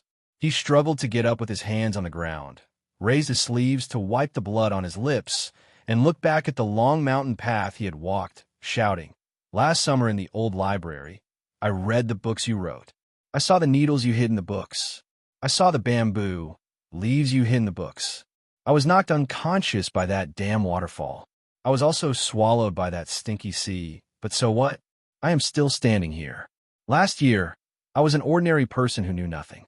None of these could knock me down, not to mention that I am now a genius who has embarked on the cultivation path. It was quiet beside the clear lake on the meadow, and these arrogant shouts kept echoing. No birds flew out of the forest, and no insects raised their heads in surprise. Only the echoes gradually went away, until they disappeared, and then it was quiet again. Those small fish swam out from the stones, wagging their tails, and swam into the sky. Ninkei suddenly looked up at the blue sky above his head without branches. He smiled and murmured, Master Hao Yin, you have made me suffer so much these years. So you want to pay me back here? He turned back and walked forward with difficulty while wiping the blood from his mouth and nose. His movements were slow and difficult, and he looked painful and embarrassed, but his face was full of a sincere and happy smile. Suddenly, he thought of something and said with self-blame, Thank God? You should thank yourself first. You are so capable, and these are what you deserve. It was quiet for a long time at the end of the mountain mist. Second brother suddenly sighed and said, Although this guy's state is bad and his cultivation is poor, his arrogance is really a bit mischievous. Another faint voice sounded, Second brother, why do I feel that this guy's arrogance is a bit like yours? The sun gradually set in the west. The forest and the mountain path were still bright, but the temperature dropped a little. Ninkei walked with difficulty while wiping the blood and sweat. He walked very slowly and painfully, but he didn't care, because he had been fleeing since he was 4 years old, especially when he carried Sang Sang across the vast Min Mountain. It made him understand a truth that it didn't matter if he walked slowly. As long as he kept walking, one day he would reach the place he wanted to reach, and he would be able to surpass those who didn't dare to walk on the road. At this time, Ning Ke finally saw a fellow traveler. He glanced at the young man sitting on the road, and his eyes swept over the sword at his waist. He remembered that he had heard from his classmates in the academy that this person seemed to be a swordsman from the South Jin Kingdom, whose power was hostile to Xie Qingyun's family. But he didn't know whether he had anything to do with the Sage of Sword, Liu Bai. Thinking of Liu Bai, Ning Ke couldn't help but think of the words of the female professor in the Sword Forest this morning. He wiped the sweat from his forehead and thought of the thrilling mountain path. He couldn't help but feel a little regretful, but he soon dispelled all these regrets. The young swordsman from the South Jin Kingdom, with his face full of pain and horror, fell to the side of the road, holding a small tree with both hands, like a drowning man holding the last piece of wood on the boat. No one knew what kind of mental shock he had experienced on the mountain path. Seeing Ning Ke walk by, the young swordsman from the South Jin Kingdom showed a little bit of shame on his face. He subconsciously gritted his teeth and gradually showed a resolute expression between his eyebrows, ready to climb up. Ning Ke didn't stop to talk to him, but just walked by in silence. However, he didn't know if it was because of the mental shock he had received today, those bad habits hidden in his bones since he came to Chong and City began to break out uncontrollably. What if this guy stands up again after being inspired by me? What if this guy can bear the mental shock on the mountain path? What if this guy realizes something in the pain like me, or even directly breaks the realm? Although this kind of small probability event usually only happens to people like Prince Long Qing, what if the back of the mountain of the academy is a place to create miracles? Then I've inspired a potential competitor with my perseverance and determination. Ning Ke slowly stopped, feeling that he couldn't let this happen. He turned back to look at the young swordsman from the South Jin Kingdom who was hugging the small tree and trying to stand up with difficulty. He said in the most sincere tone and expression, "If you can't bear it, don't continue. We've just climbed up the mountain, and no one knows what kind of test we'll face later. I saw many people being carried down the mountain on stretchers just now. I heard from the instructor of the academy that 2 of them have received a mental shock that may affect their future cultivation." He raised his hand and pointed to his forehead, saying sincerely, "If you want to continue, of course it's very admirable. But I advise you to seriously consider it."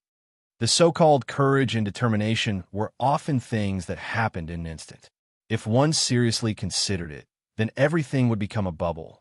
If the thin small tree was the last piece of the ship that the young swordsman from the South Jin Kingdom was hugging in the sea, then Ning Ke's words were the last wave that slapped the ship away. The young swordsman from the South Jin Kingdom glanced at Ning Ke, and after a moment of hesitation, loosened his right hand that was tightly holding the small tree. He sighed and sat back down, lowering his head in pain and sadness. The second person Ning Ke met on a mountain path was the young monk.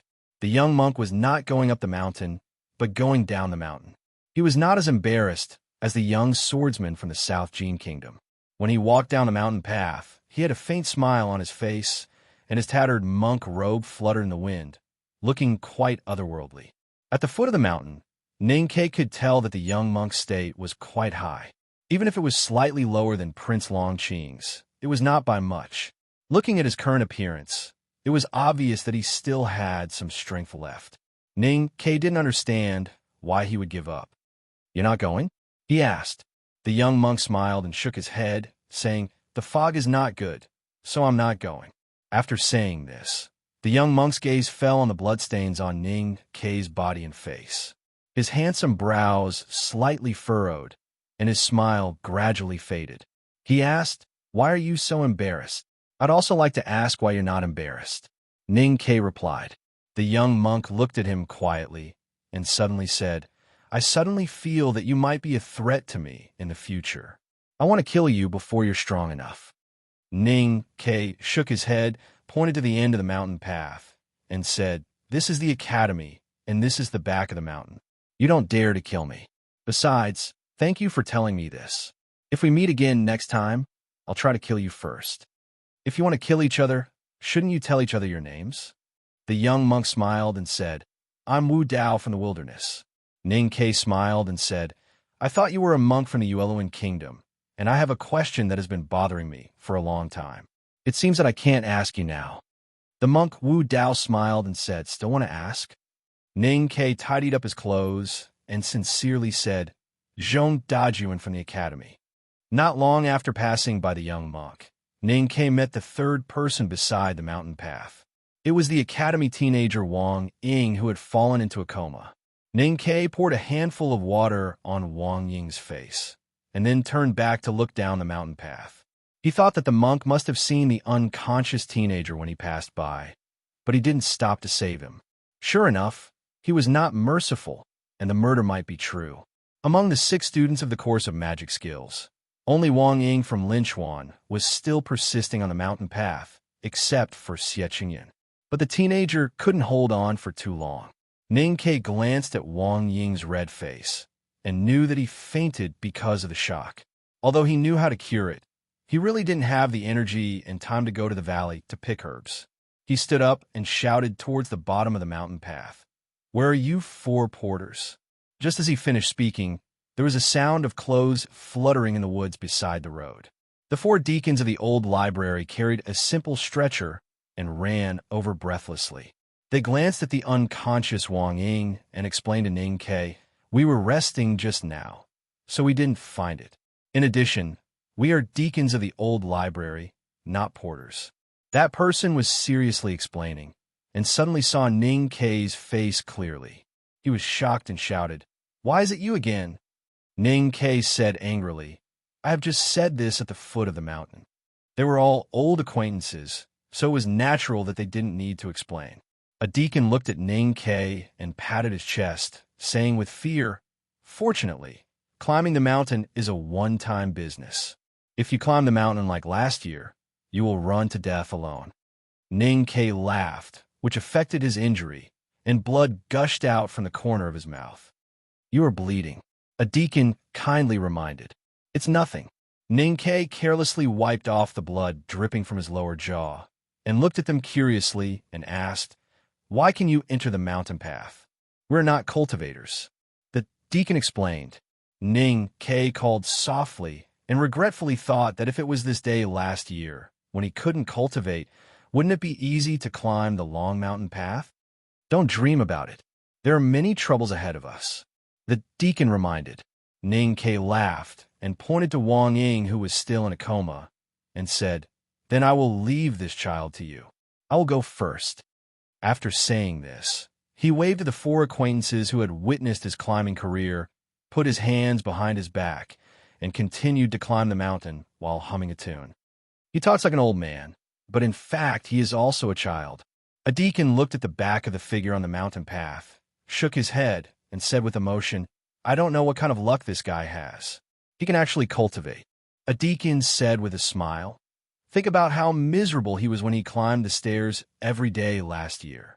I think it is unfair for a child like him, who can bear hardships, not to be able to cultivate. At this moment, Wang Ying, who had undergone simple treatment, slowly woke up. He laid on the stretcher and looked at the blurry figure on a mountain path.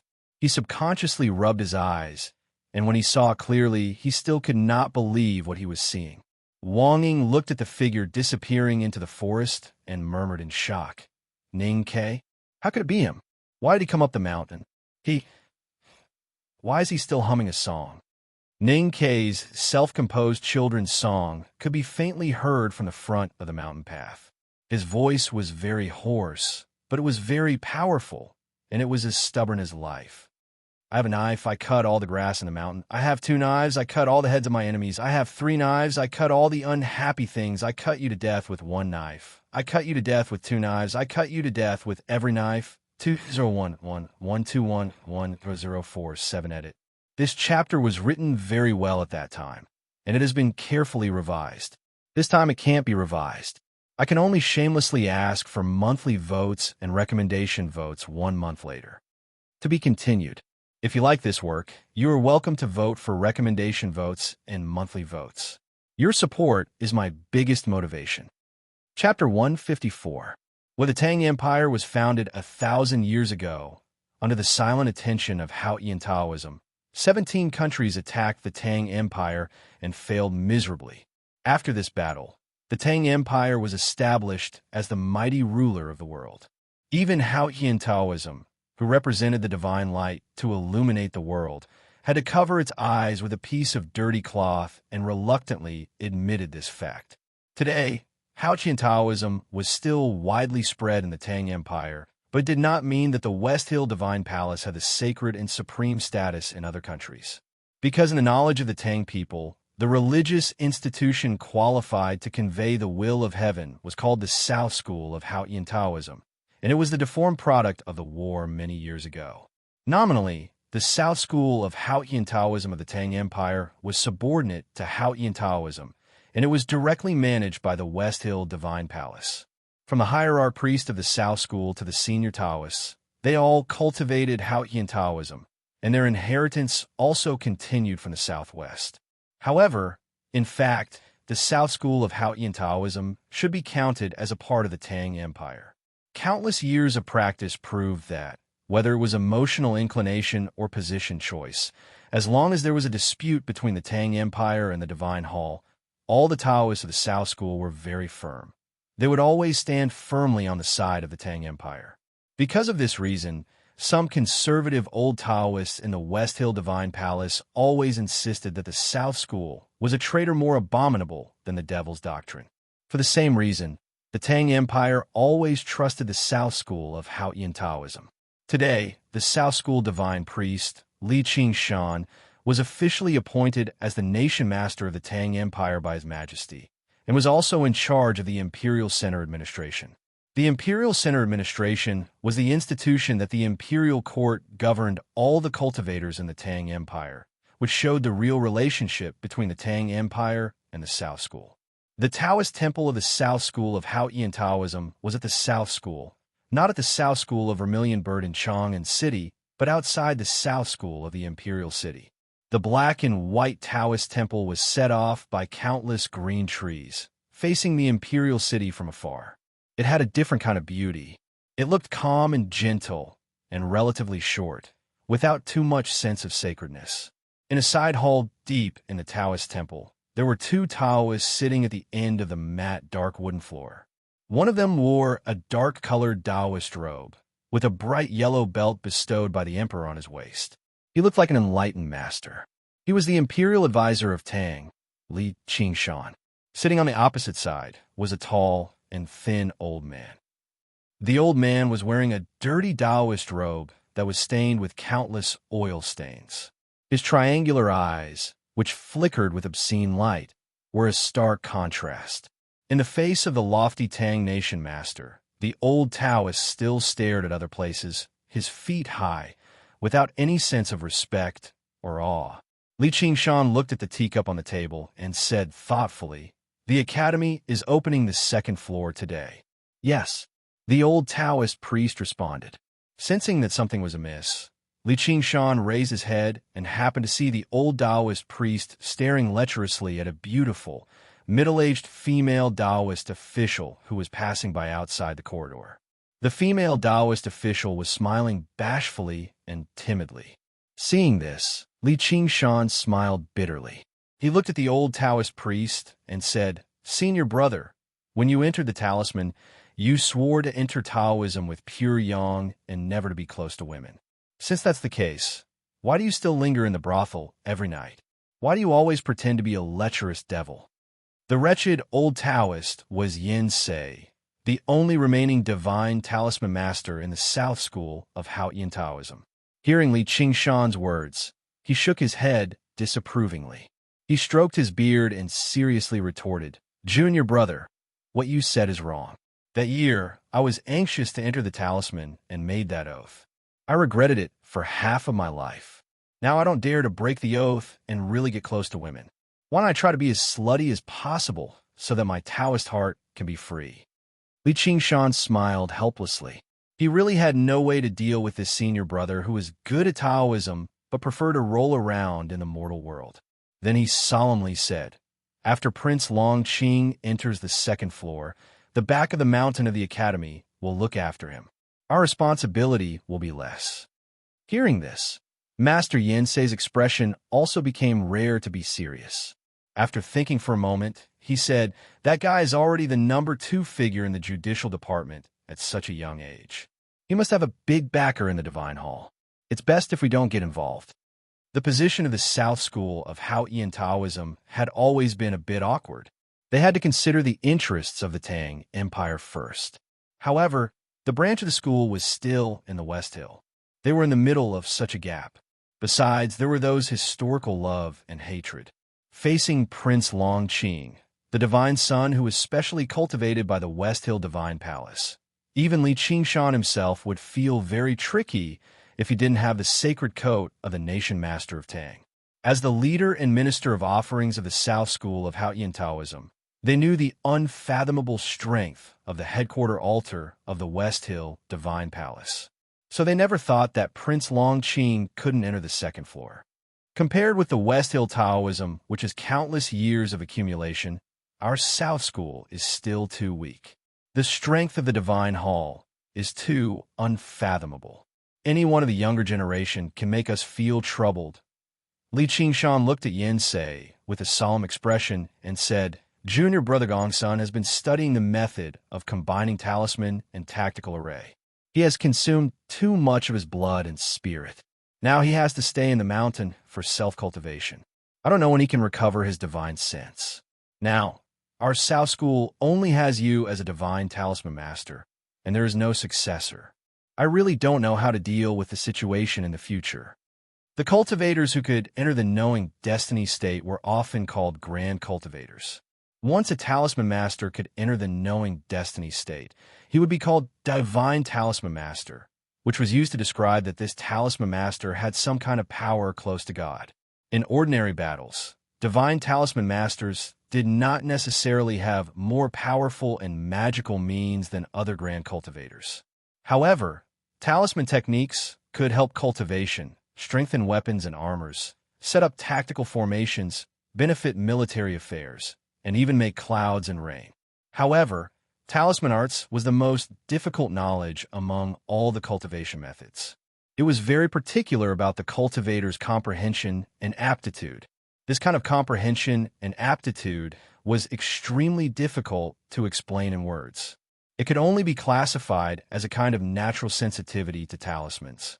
It was purely an inborn ability and could not be cultivated by perception. It was said that Liu Bai, the sage of Sword of South Jin Kingdom, had tried to understand talisman arts.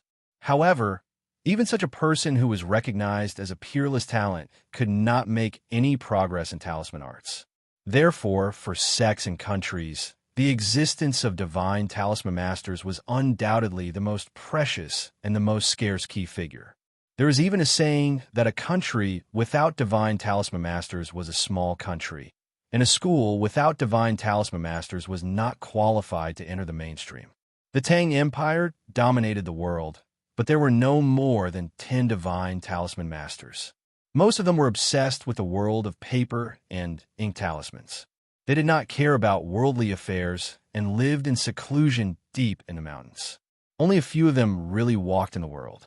The West Hill Divine Palace claimed to have the most powerful cultivators in the world, but the number of divine talisman masters was also very small. Yinse, the minister of offerings in the South School of Haotian Taoism, was such a divine talisman master.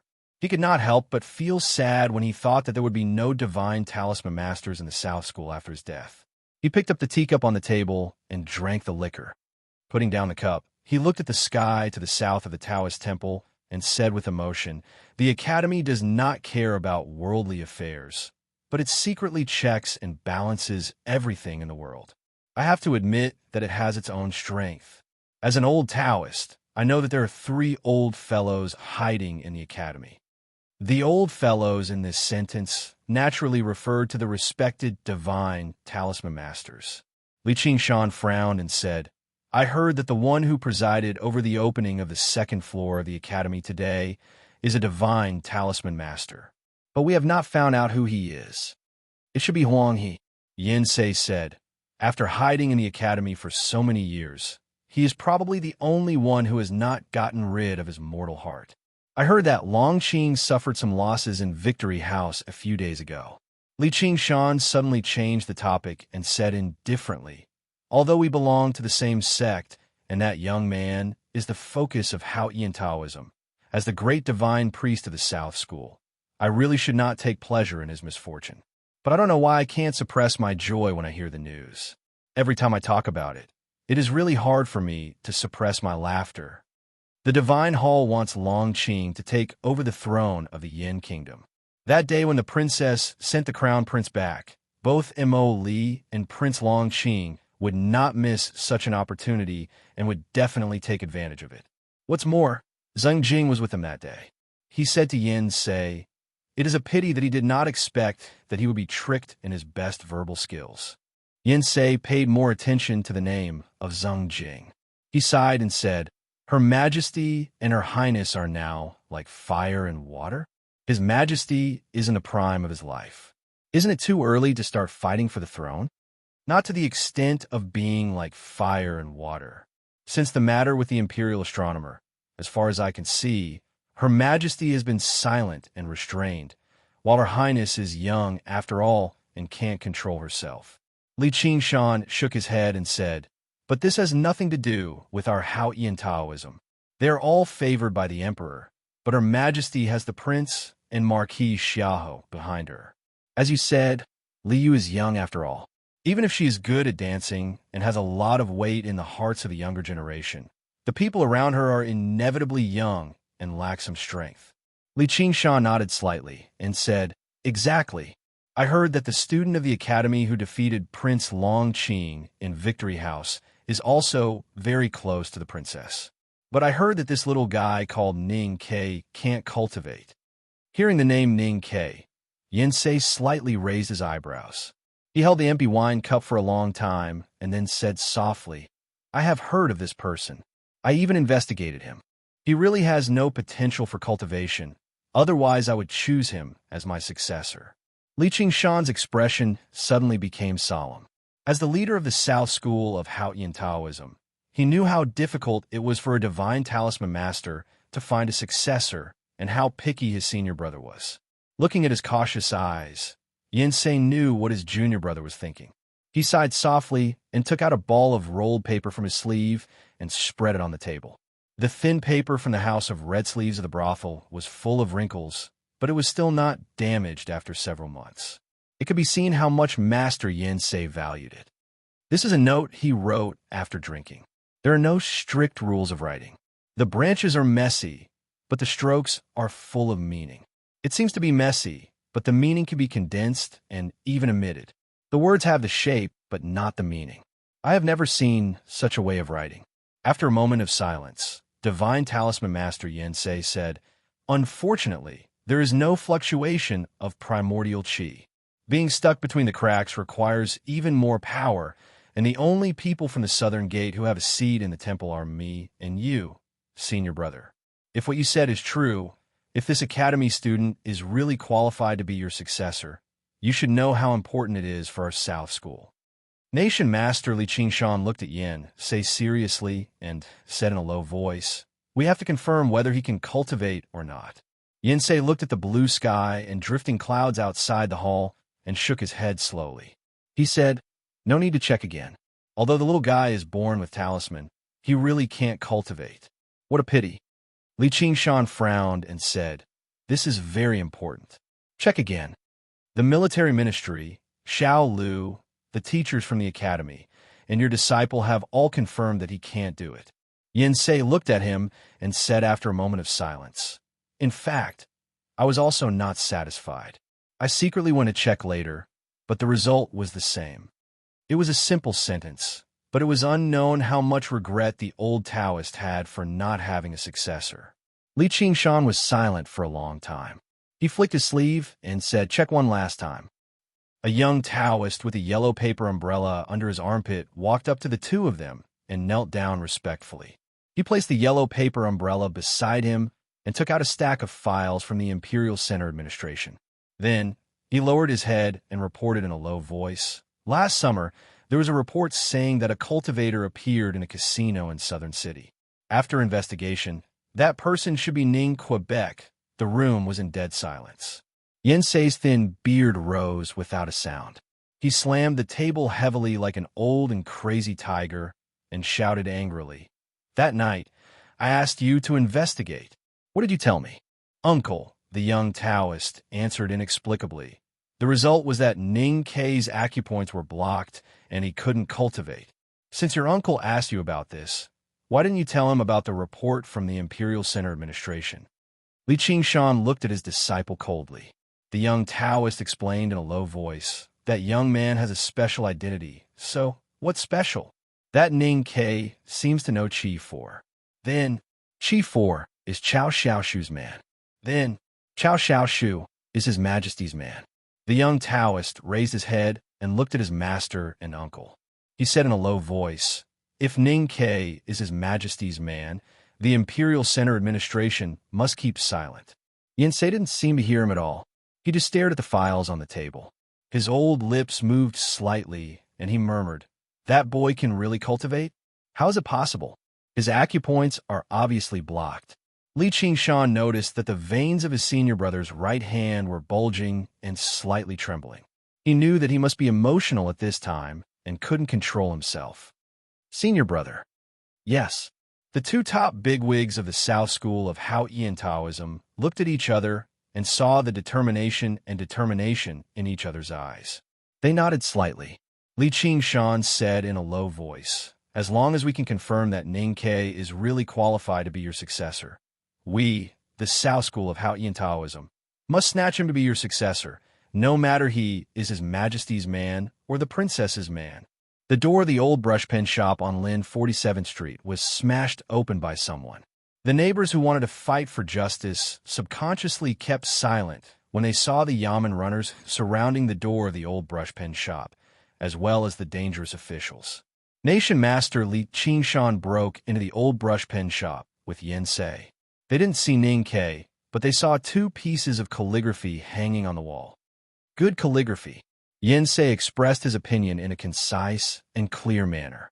Afterwards, he looked at Li Qingshan and said, "If I said I was 60% confident before, I'm 80% confident now. If I can see his greed and thirst for brush and ink, then I'm 10% confident." Li Qingshan frowned and asked, "How sure?" "If I can feel his hunger and thirst for writing." Yensei stared at his eyes and said solemnly, "You must give him to me. I'm sure that there will be one more divine talisman master in the South School of Haotian Taoism after 10 years.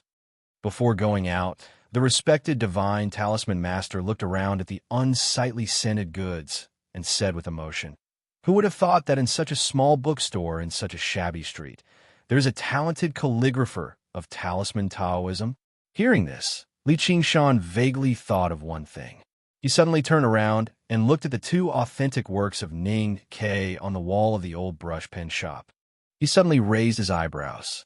Outside the imperial study of the imperial palace, the little eunuch Lu Ji bowed respectfully and said, "Reporting to Nation Master, His Majesty is discussing the war of Yin Kingdom with the ministers in the court meeting.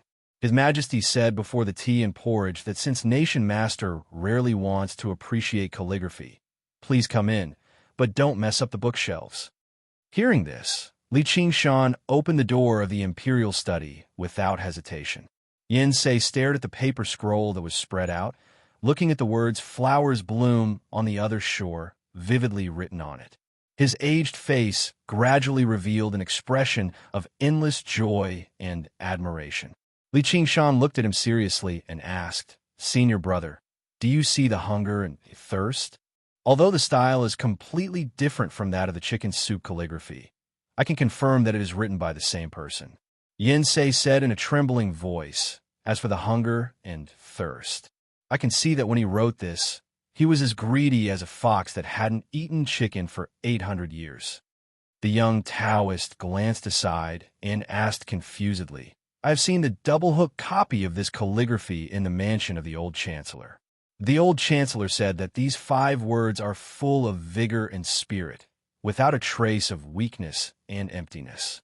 It is hard to find in the world. In this case, why do you say is hungry and thirst? You know nothing." Yensei scolded with his hair, covering his face. Only when you are unbearably hungry and thirsty can you hold the brush and write to your heart's content. How can you write so full of vigor and spirit? The young Taoist hesitantly stepped back. Li Qingshan stared at Yensei's eyes and suddenly asked, 100%. Yensei looked back at his eyes and said forcefully, 100%. Li Qingshan waved his sleeve and laughed. The green leaves in the imperial garden were flying. Yensei gently stroked his thin beard and laughed enchantingly. The paper and brush in the imperial study shook slightly. Find him. He is not at home. He is a student of the academy. Today the second floor is opened. Of course he is in the academy. He can't cultivate. What does the opening of the second floor have to do with him? The problem is that he can cultivate now. That is why we are in a hurry to find him. That makes sense. You go or I go. If I go, it will be too noisy. If the academy finds out his ability, it will not be good. Then I go. The nation master and the minister of offerings became happier as they talked. The young Taoist looked at the two elders who were excited and wanted to say something but stopped. Whether in the Southern Gate Temple or in the Imperial Center Administration, his duty was to make up for the mistakes of his seniors. Therefore, although he was scolded repeatedly today and knew that his word would affect the mood of the two elders, he still had to say it. Master, uncle, since Ning Ke can cultivate, he will definitely try to enter the second floor. If he enters the second floor, what should we do? Li Qingshan and Yin Sei suddenly stiffened. After a while, they thought of something and breathed a sigh of relief at the same time with some lingering fear. Li Qingshan stared at the young Taoist and scolded, "What a fool! Even if he can cultivate, can he beat Prince Longqing? Of course he can't enter the second floor." Yin Sei shook his head and sighed. "I was worried about the divine son of West Hill. Now that I think about it, I have to thank him for directly cutting off Ning Ke's hope of entering the second floor." Li Qingshan took out a token from his yellow belt and handed it to Yin Sei. He said solemnly, "Don't let those old guys in the academy find out. If anyone dares to stop senior brother except the academy, you can punish them directly. You don't even have to use the name of the Southern Gate." Yin Sei took the token and looked at him with interest.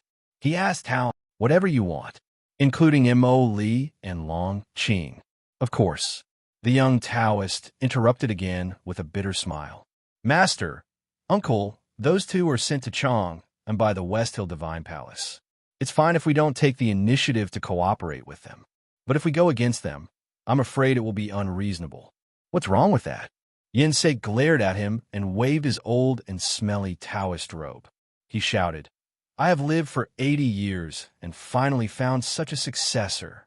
Who dares to stop me?"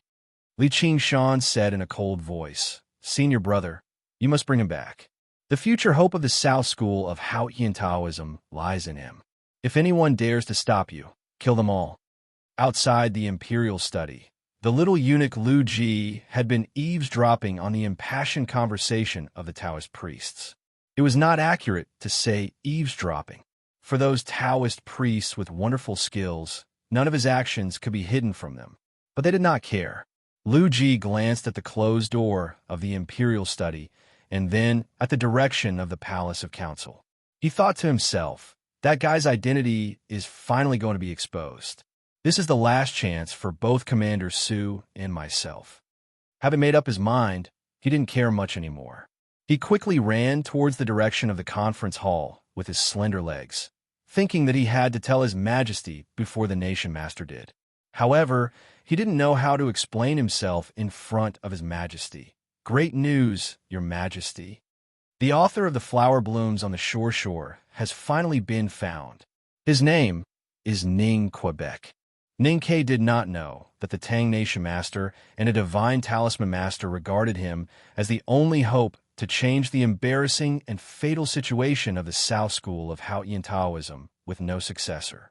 They wanted to sweep away all the bad guys and snatch talents, and wanted to take him as a disciple even if they cried. He also did not know that the calligraphy he wrote in the Imperial Study last year, which had been in various copies in the homes of the ministers for several months, was about to jump out of the sea.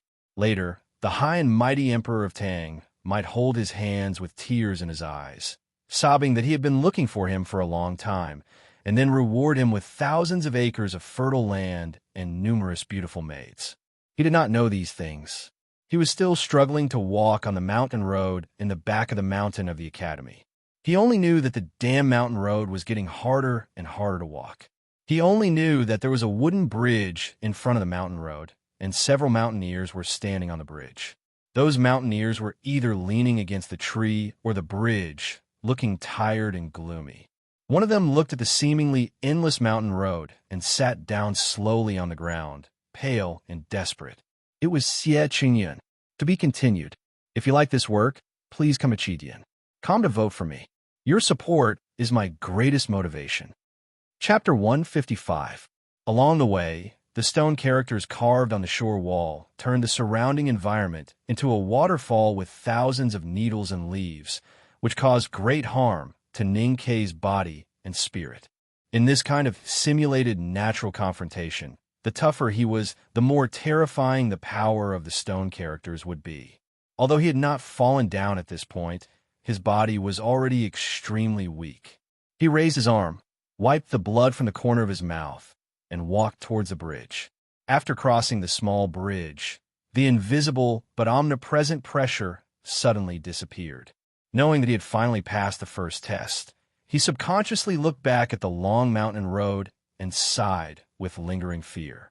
Two young cultivators sat on a mountain path at the end of the bridge. Their expressions were dim, even in despair. Even when they heard Ning Kei's footsteps, they did not look up at him. It was as though this world had no meaning to them. Ning Kei walked up to them and looked at their expressions. He suddenly said seriously, "It's not shameful to give up when you should." When passing by Xie Qingyun, he didn't stop and didn't talk to the Academy's favorite scholar. Xie Qingyun's eyes moved from the pair of feet on the mountain road to the back of the figure that continued to move forward. A faint perplexed color appeared in his eyes. He felt that the figure was somewhat familiar, but there were some things that he could not understand. Ning Kei knew that the mountain road behind the bridge was still weird. Otherwise, the three climbers, including Xie Qingyun, would not sit on the bridgehead and lean against the tree in despair.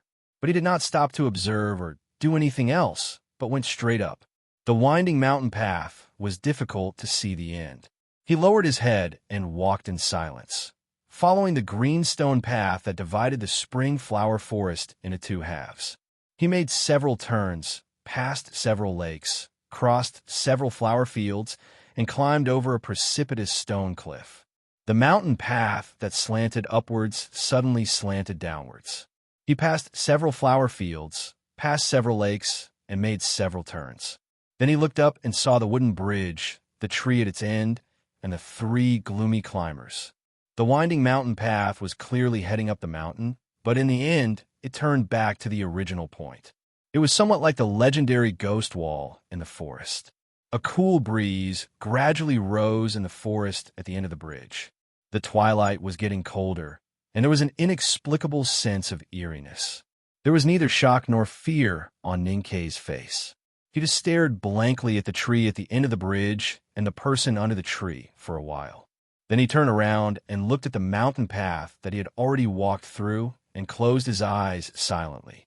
After seeing the scene at the bridgehead, he thought of a certain possibility. This mountain path would bring people back. The reason was very simple. Even if there was a bottomless abyss or a soul-devouring evil beast in front of the mountain road, the three climbers, including Xie Qingyun, might not be able to climb up, but there was no reason for the three of them to give up climbing at the bridgehead. Moreover, the expressions on their faces did not seem to be tragic after some kind of torment, but more like a kind of futility of being lost. The question was, why would the mountain path behind the bridge bring people back to the original spot?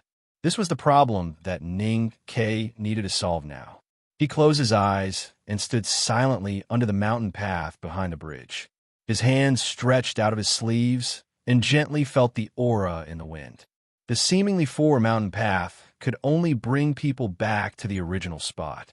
If the secret could not be solved, then the climbers could only walk up the mountain path again and again in vain, and then walk back to the original spot again and again in despair. The three low-spirited climbers at the bridgehead finally gave up in such a boring and desperate cycle. At this time, they saw Ning Ke, their companion, standing in front of the mountain path and thinking that he would try to walk up the mountain path again like they did before, and then walk back a moment later with a perplexed look. They could not help showing sympathy and some sarcasm on their faces. There was no sympathy, pity, or sarcasm on Xie Qingyun's face. Ning Ke was not shocked by this magical mountain path, but when he saw clearly the appearance of Ning Ke walking back from the mountain path, he was suddenly shocked, speechless. After the entrance exam of the academy, Xie Qingyun had always regarded Ning Ke as his strongest opponent in the days of continuous climbing. However, after the semester exam, he confirmed that he had overestimated this young soldier from the border town. In the following time, Ning Ke was excluded and neglected by the academy students. Although he did not add insult to injury, he had indeed forgotten this former opponent. When the second floor of the academy opened, his goal was Prince Longqing. He even thought that there would be many other strong opponents in the course of the exam, but he just did not think of Ning Quebec. Because he thought that he had defeated Ning Ke, then why should he pay more attention to him? What qualifications did a defeated opponent who had fallen in front of him have to distract him? Until today, at the bridgehead, when he saw the figure on the mountain path and Ning Ke walking down the mountain path, his heart suddenly tightened. Only then did he realize that he had not defeated Ning Ke at all, and even maybe he had never seen this classmate clearly. Xie Qingyun had personally experienced what kind of pain the mountain path at the other end of the bridge would bring to the climbers. At this moment, he could naturally think that a person who could survive that part of the mountain path, how could he call himself sick and give up the exam just because of a bet? A more saddening inference appeared in his heart. In the past 6 months in the academy, Ning Ke did not make any excuses and did not try to challenge him again. Perhaps it was not because he was guilty, but because he did not pay attention to him at all. Looking at Ning Ke, who bowed his head and pondered under the mountain path, Xie Qingyun struggled to stand up with the help of the tree. After a moment of hesitation, he looked at Ning Ke and said, "The mountain path is fake. The primordial qi is flowing naturally, and it is impossible to find the passage. You can't pass it." Ning Ke opened his eyes, but did not turn back or answer. He just stared at the mountain path in front of him. In the past year, he had read too many books on cultivation in the old library. When it came to the breadth of vision, neither Xie Qingyun nor others could be compared with him. After walking around the mysterious mountain road just now, he judged that the mountain road had been set with a tactical formation, which was closely integrated with the cliff and road stones. Because of its harmony, it was powerful. It was a pity that tactical arrays like Talisman Taoism were the most complicated and difficult skills to learn in the cultivation world. Even Shen Pippi did not know much about them. Ning Ke had only read some books and knew some basic knowledge of tactical arrays. He had not even learned a little bit, let alone breaking an array. Ning Ke thought for a while and put his hands hanging outside his sleeves in front of his chest. His fingertips crossed each other to make a mind bridge. He urged his psyche power to output through the snow mountain and ocean of qi, feeling the fluctuation of the qi of heaven and earth in the mountain path, and then slowly walked up. After a long time, Ning Ke's figure appeared on the mountain path again. There was still no expression on his face. After walking to the bridgehead, he continued to look back at the sloping mountain path in a daze. Previously, when he walked the mountain path, his main purpose was to feel the fluctuation of the qi of heaven and earth in the mountain path and try to find a passage outside the tactical matrix. However, he found that the tactical matrix on the mountain path was really magical. When climbers tried to use their psyche power to control the qi of heaven and earth to feel the passage outside the tactical matrix. Once the qi of heaven and earth moved by climbers came into contact with the tactical matrix, it would automatically cause some very subtle changes in the tactical matrix. These seemingly subtle changes were like cliffs to climbers. What was more magical was that the more powerful the climber's psyche power was, the more abundant the qi of heaven and earth they could control. Once they touched the tactical array, the fluctuation of the qi of heaven and earth covering the real mountain path would be more violent and directly destroy the passages the climbers had just touched. That was to say, the more powerful the person's psyche power was, the more abundant the chi of heaven and earth they could control, and the easier it was for them to find the real mountain path hidden in the tactical array. At the same time, they would quickly change the tactical array and cover the real mountain path again. If a climber wanted to pass through the mountain path covered by the formation, there were only 3 ways. First, you had to be fast enough. When you found the real mountain path, you had to turn into a flash of lightning and fly over before the formation was triggered. Second, your state was high enough. You didn't need to use the chi of heaven and earth to touch and feel. You only needed to use your psyche power to see through the tactical array and see the flow of the primordial chi in the mountain path, and then find the road. Third, your psyche power was strong enough to control the chi of heaven and earth to accurately feel the passages in the tactical array. But at the same time, you had to ensure that the chi of heaven and earth could not be sensed by the tactical array and change it. There must be cultivators who could trigger faster than the tactical array, such as those legendary sages who entered the limitless state. But that person was definitely not Ning Quebec. There must be cultivators who had a high enough state to see through the tactical array, such as Prince Long Qing, who had entered the fog on a mountainside. But that person was definitely not Ning Quebec. For Ning K and the cultivators at the bridgehead who were lost and desperate, they could only choose the third way. But if they analyzed it carefully, they would know that the third way was basically impossible. They were like blind people who could not see. The primordial chi that formed the tactical array on the mountain path was like a maze made of something softer than cream. A blind person could only use his hands to touch the cream walls. He had to touch them carefully and attentively to find the passage of the cream maze. At the same time, he could not let the cream walls change shape, because once they changed shape, the maze would change again. To do all this, the blind person had to have the most gentle hands in the world. This pair of gentle hands could catch the wind in the forest without the wind knowing, take off the clothes of a woman on the bed without the woman waking up, and brush the ink and sweat in the inkstone without a speck of black.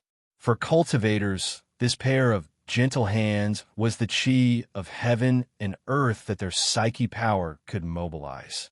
They had to ensure that the chi of heaven and earth they mobilized was accurate and gentle enough to control the fine needles to embroider, to make the flowers stick to the bees, and to make the bees dance on the tips of the needles. Only in this way could they try to do what they wanted. However, which cultivator in the world would be so bored to the point that he had to forcefully mobilize the chi of heaven and earth to make the chi of heaven and earth weak and gentle, and then spend so much effort to practice embroidery that was not beneficial to cultivation? The person who set up the tactical array on a mountain path must be an old pervert. Ning Ke looked at the winding mountain path in front of him and made a judgment of the tactical array master of the academy in his heart.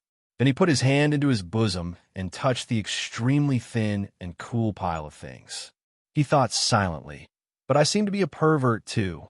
Just like when he was on the mountain path on the other side of the bridge, he sighed when he looked at the sky with slightly wet eyes.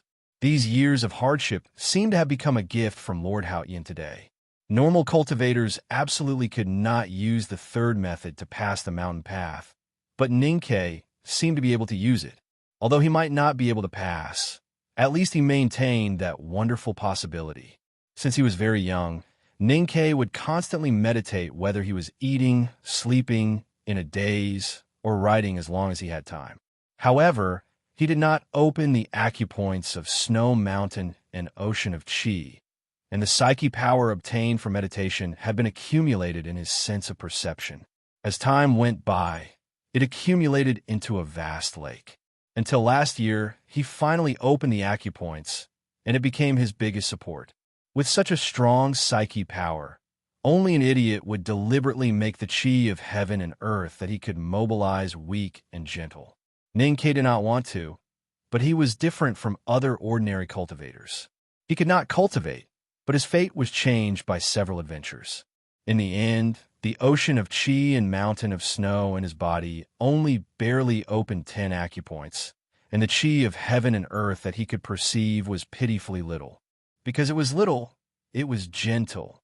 As for manipulating the chi of heaven and earth to do embroidery, this seemingly perverted and boring action was in fact what Ninkei had been doing every night in Lin 47th Street for the past 6 months.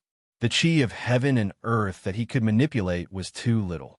He knew that it was extremely difficult to win in a battle with this, so he increasingly wanted to control it more meticulously. Under the candlelight every night, under the curious gaze of Sang Sang, the lad who had finally stepped into the cultivation world kept meditating and sensing the chi of heaven and earth in the room. He controlled the leaves, the wooden basin, the candlestick, the brush, the black, the paper, the inkstone, the toilet, and everything else. Until today, he had always been stuck in the no-doubt state and had not yet found his natal item. He still could not control the flying sword to fly randomly like those sword masters and kill people invisibly in the air. But he could control the hundreds of fallen leaves under the tree in the courtyard to fly to the stove and pile up into a hill. He could control the wooden basin to move from one end of the bed to the other end of the bed like a fat doll, which made Sang Sang applaud excitedly. He could control the brush to fall slowly into the inkstone and then lift it up to write clumsily on the paper like a beginner. Ninkei practiced silently and painstakingly, just like when he learned to kill beasts and people in Min Mountain. He practiced controlling the chi of heaven and earth as if he had waved the knife tens of thousands of times. The fallen leaves flying in the courtyard, the water flowing in the room, the ink spilling on the desk and the white wall, the stench of the overturned toilet, and the sweat of Sang Sang when she cleaned up the mess were all his proofs. This method was very bitter, which was the meaning of painstaking practice. This method was very clumsy, which was the meaning of hard work to make up for. This method was very perverted, which ordinary people could not think of, let alone do. That was why even God was moved by it. Xie Qingyun leaned against the tree and looked at Ninkei under the mountain road. He said bitterly, "Ninkei, I don't know why you've been hiding your strength. Maybe you look down on me, but I can see that you are the same as me in the no-doubt state. Only those in the see-through state can master the law of the fluctuation of the chi of heaven and earth. You want to walk through this mountain road, unless there is a miracle. Before entering the academy, Mistress Jin once told me that the academy is a place to create miracles." Ninkei took out a thin layer of silver foil from his arms, tore it into countless pieces with his palms, and then sprinkled them in front of him. The mountain wind blew from a valley under the bridge and whistled through the mountain path, blowing those thin and seemingly weightless pieces of silver foil in all directions. They fluttered like countless silver leaves and then fell silently on the mountain path. "It is a miracle that I am alive, so I will make it a miracle every day I am alive." After saying this, Ninkei looked at the clear silver road in his sense of perception and stepped up. When he walked up the mountain road, he seemed to be in high spirits, but then his movements became strange and clumsy. He lowered his body, squatted down very slowly against a tree, and then carefully moved 2 steps forward. Then he put his right hand into the cliff, turned back with difficulty, and took another step forward. People in the academy looked at the sloping mountain road in the twilight, and suddenly someone exclaimed, "I see it, it is Ninkei." Someone sneered and said, "What is he doing? He lifts his leg. Is he going to lie on the ground and crawl through a dog hole?" Zhong Dajuan gently waved his folding fan and sneered, "He is really good at crawling through a dog hole to escape." Ninkei was the last to climb the mountain, but he actually held on for such a long time, which had already exceeded most people's expectations, especially those academy classmates who thought they knew him well. They were even more shocked and inevitably envied and hated him. Chang Zhengming frowned slightly, looking at Ninkei, who was struggling to move forward on the mountain road. His movements seemed extremely ridiculous, and suddenly remembered his conversation with Ninkei in the academy last year. He muttered to himself, "I don't know how long he can hold on. He's just a brute." Zhong Dajuan snapped his folding fan and said bitterly. Situ Alan turned her head to look at him, and then coldly looked around at the classmates with complicated expressions. She sneered and said, "He has surpassed the 6 students in the course of magic skills, and is the rightful number 1 in the academy. Are you still not convinced?" The academy students were silent. On the sloping mountain road, Ning Kei's psyche power spread out of his body, mobilizing the thin chi of heaven and earth to sense the silver foil fragments scattered on the mountain road, and then used the silver foil to find the channel of the tactical array in the most gentle way. Ning Kei had not been able to determine his natal item, but there was no doubt that in this world, besides Sang Sang, the thing that could resonate with his psyche power the most was still silver. Because exchanging gold required the official notarization, he had not tried gold yet. With the help of the silver foil, he squatted down, got up, and climbed obliquely on the quiet mountain road, clumsily and clumsily. However, at least he was not taken back to the bridgehead by the mountain road again. Xie Qingyun stood at the bridgehead and looked at the mountain road with a perplexed expression. He could not figure out what method Ning Kei had used to surpass him and walk on a mountain road that he could not pass no matter how hard he tried. Looking at the comical figure that was getting farther and farther on the mountain road, he could not help but think of the lonely figure that he could occasionally see on the meadow in the past 6 months when he and Wu Tsai walked by the lake, the figure that was forgotten by the academy for half a year. He thought of his pride after the semester exam, and the figure that disappeared in the rain-shielding corridor. He clutched his right chest tightly and looked at Ning Kei at the end of the mountain road, shouting painfully and unwillingly, "Ning Kei, you can't surpass Prince Longqing. He has been the fog for a long time." Ning Kei's figure disappeared at the turn of the mountain road. Xie Qingyun stared at that place blankly. A voice sounded at the turn. "At least I have surpassed you." Xie Qingyun clutched his chest and fell under the tree, spitting out a mouthful of blood. Among the clouds on the top of the mountain. "Second brother, Ning Kei is about to enter the fog. Has he passed the wooden door?" "No. He has a hard time in the wooden door. He can't remember it unless he is in the upper state of see-through. This thing can't be done by luck. Ning Kei has been reading books in the old library for a year, but he still can't remember it? The words on the stone are deeper than the ink on the paper. 1 degree deeper means 1 more world. He can remember books in the old library, but he can't remember the stone. Ah, second brother, is there a back door in the wooden door?" "Pippi, yes, second brother, I know I was wrong. How many steps has Prince Longqing walked in the fog?" "He has walked through 4,102 stone steps. Didn't he rest?" "No. He has walked to the age of 12 so quickly. It seems that those old Taoists in West Hill really have some skills." Ning Kei walked through the winding mountain path and picked up a thin piece of silver foil that had flown the furthest. Then he looked up and saw that the mountain path in front of him was faintly hidden in the thick fog on the mountainside, with no end in sight. And in front of the fog, there was a wooden door. He walked in front of the wooden door and saw a wooden sign with 3 words written on it. "A gentleman doesn't." Ning Kei frowned slightly and looked at the blank space on the wooden plate. Then he looked at the powder stone under the wooden plate and guessed that it was for him to fill in the blank. What was the 4th word? Not far from a wooden door, he saw a stone. There were 4 deep words carved on it. "A gentleman doesn't use tools." So simple. He shook his head in surprise and then turned back to the wooden door. However, when he picked up the powder stone and wanted to write the 4th word, he was shocked to find that he had forgotten what the word was. Picking up the pen, he forgot the words. His fingers holding the powder stone stiffened. He walked back to the stone with the words carved on it and looked at them quietly. He immediately guessed what the test of the wooden door was. In this world, it would be difficult to find someone who was more familiar with this kind of situation than him. He had been fighting with the books on the 2nd floor of the old library for a whole year since he entered the academy. "Look at my great 8 strokes calligraphy of Yong." Ning Kei picked some withered branches from the roadside and placed them according to the word on the stone. Then he slowly closed his eyes and began to decompose the memory in his sense of perception. Suddenly, he opened his eyes and smiled like an idiot. "You are really an idiot." After saying this sentence full of self-blame, his right hand reached for the stone. In the fog on the top of the mountain, "Second brother, Ning Kei passed the wooden door." How could it be? That idiot's 8 strokes calligraphy of Yong could solve the wooden door raining stone? He didn't use that method. Then how did he remember that word? First, he tried to dig out the stone directly. Idiot, the stone is connected with the mountain. How could he dig it out?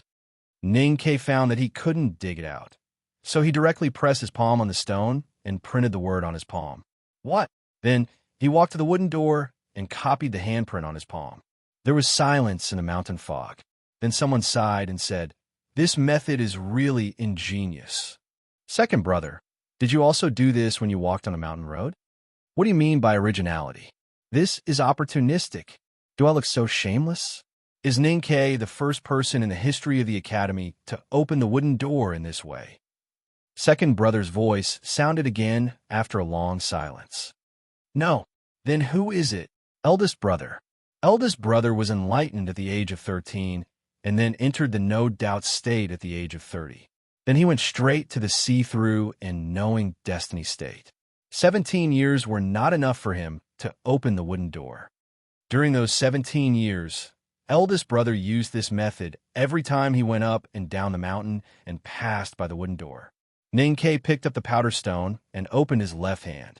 Looking at the red lines on his palm, he began to meticulously write on the wooden plate of the wooden door. Although the words on the stone became reversed on his palm, it was not a problem for him who was proficient in calligraphy. The word tool was neatly written on the wooden sign. Just as the small opening on the bottom right of the word was sealed by the powder, a wisp of green smoke instantly rose from the wooden sign that had the words, "A gentleman is not a tool," written on it. Ninkei took a step back and saw that the 4 words on the wooden plate became 3 again, and the last word tool disappeared. With a squeak, the wooden door slowly opened in front of him. The mountain road behind the wooden door rose straight into the thick fog on the mountainside. It was much steeper than the mountain road in front of it, and it was all composed of stone steps. It was unknown how many steps it would take to climb to the top of the mountain. Ninkei should have walked directly to the back of the wooden door, but he could not suppress his curiosity. He looked back at the stone beside the road and saw that the words on the stone had changed. It was no longer, "A gentleman is not a tool," but "A gentleman is not confused." I don't know what Prince Longqing saw. He curiously thought, walked through the wooden door, walked up the steps, and disappeared in the thick fog on the mountainside. It was quiet in the academy, not even a bird or a person. An academy student was slightly pale. He looked at the mountain and murmured, "Luck, it must be luck." Zhong Dajuan tightly held the handle of the folding fan and said in a hoarse voice, "This guy, how many things has he hidden? He is too insidious." No one paid attention to them, including Situ Ilan. Everyone in the academy looked at the mountain surrounded by clouds and mist. Although they could not see the figure of the academy student, they still looked over there. The academy student was the second one to walk into the mountain fog. Some people even began to guess that maybe the guy could reach the top of the mountain before Prince Longqing. 7,000 words. Writing and reading should be relaxing and happy things. I'm having fun writing now. For example, the last 3 chapters, especially the part about opening the wooden door today. I'm having fun while writing. Haha. I hope everyone can have fun reading it. I'll work hard. Please give me your recommendation votes and monthly votes to encourage me. To be continued. If you like this work, please come to Chidian. Come to vote for me. Your support is my greatest motivation. Chapter 156. As soon as he walked into the clouds on the mountainside, Ninkei heard the sound of horse hooves behind him. The memories of fear that had been buried deep in his heart all these years suddenly awakened with the familiar sound of hooves, and then uncontrollably spread out, instantly occupying his entire body, causing his body to become incomparably stiff. He bit the tip of his tongue hard and used his extremely strong willpower to break free from the fear. He forced himself to turn his body and look back. The mountain path that should have been shrouded in the thick twilight had disappeared, and the clouds and mist had also disappeared. When they looked back, they saw a magnificent city standing between heaven and earth, a huge shadow blocking the official road to the north.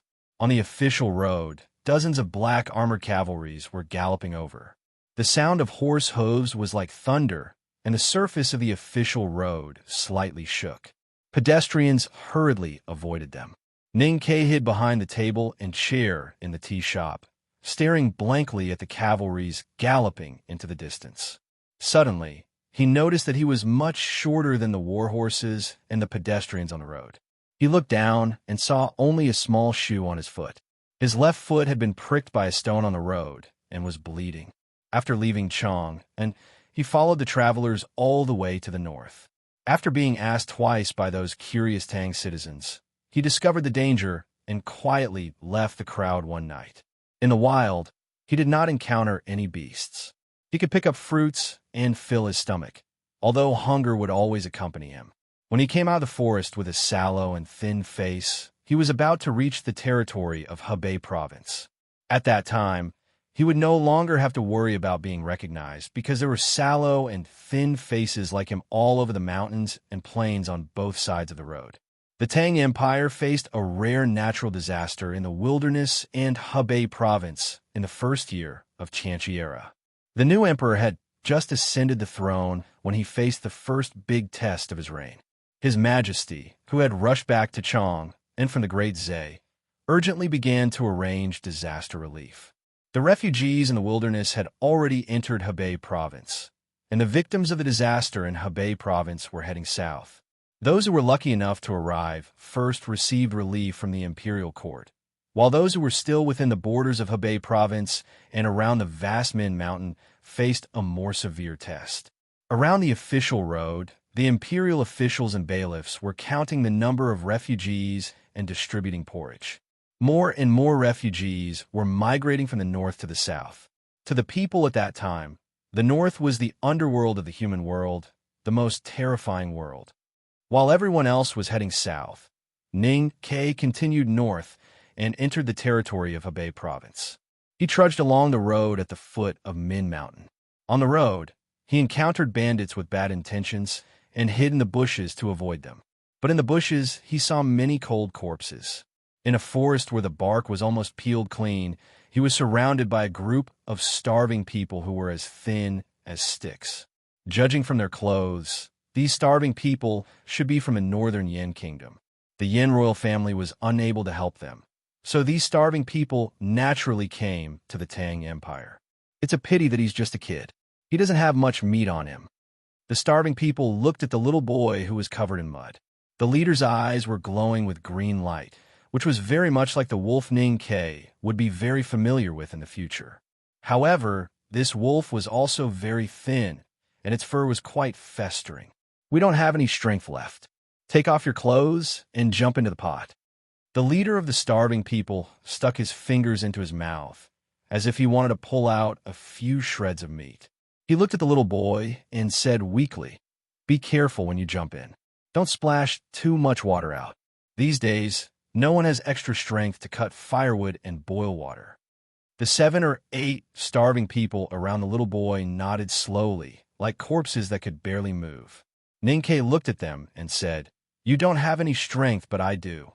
The leader of the starving people laughed, as if he was crying. He stretched out a withered finger and pointed at the little boy's face. He said, "If you still have strength, why don't you run away quickly?" Ning Ke did not say anything more.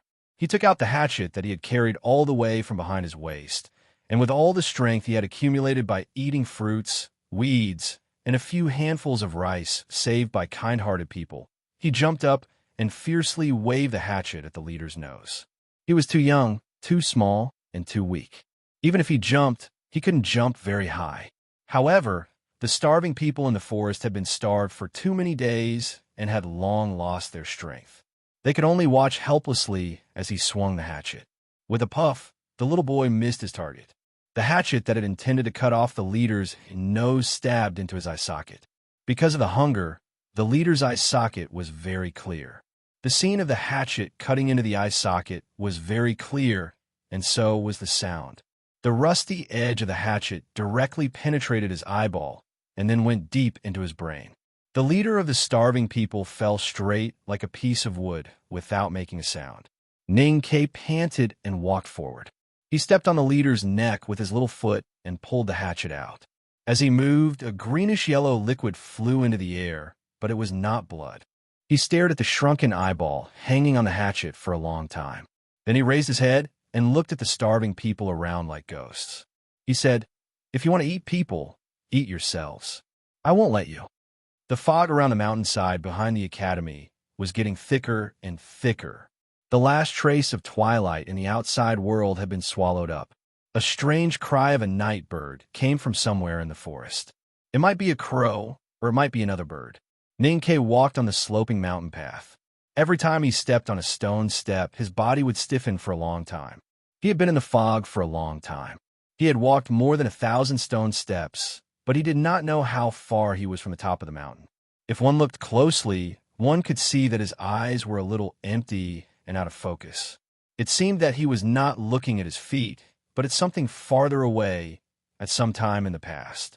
All the way to the north, along the Min Mountain and deep into the Hebei province, 9 out of 10 houses were empty.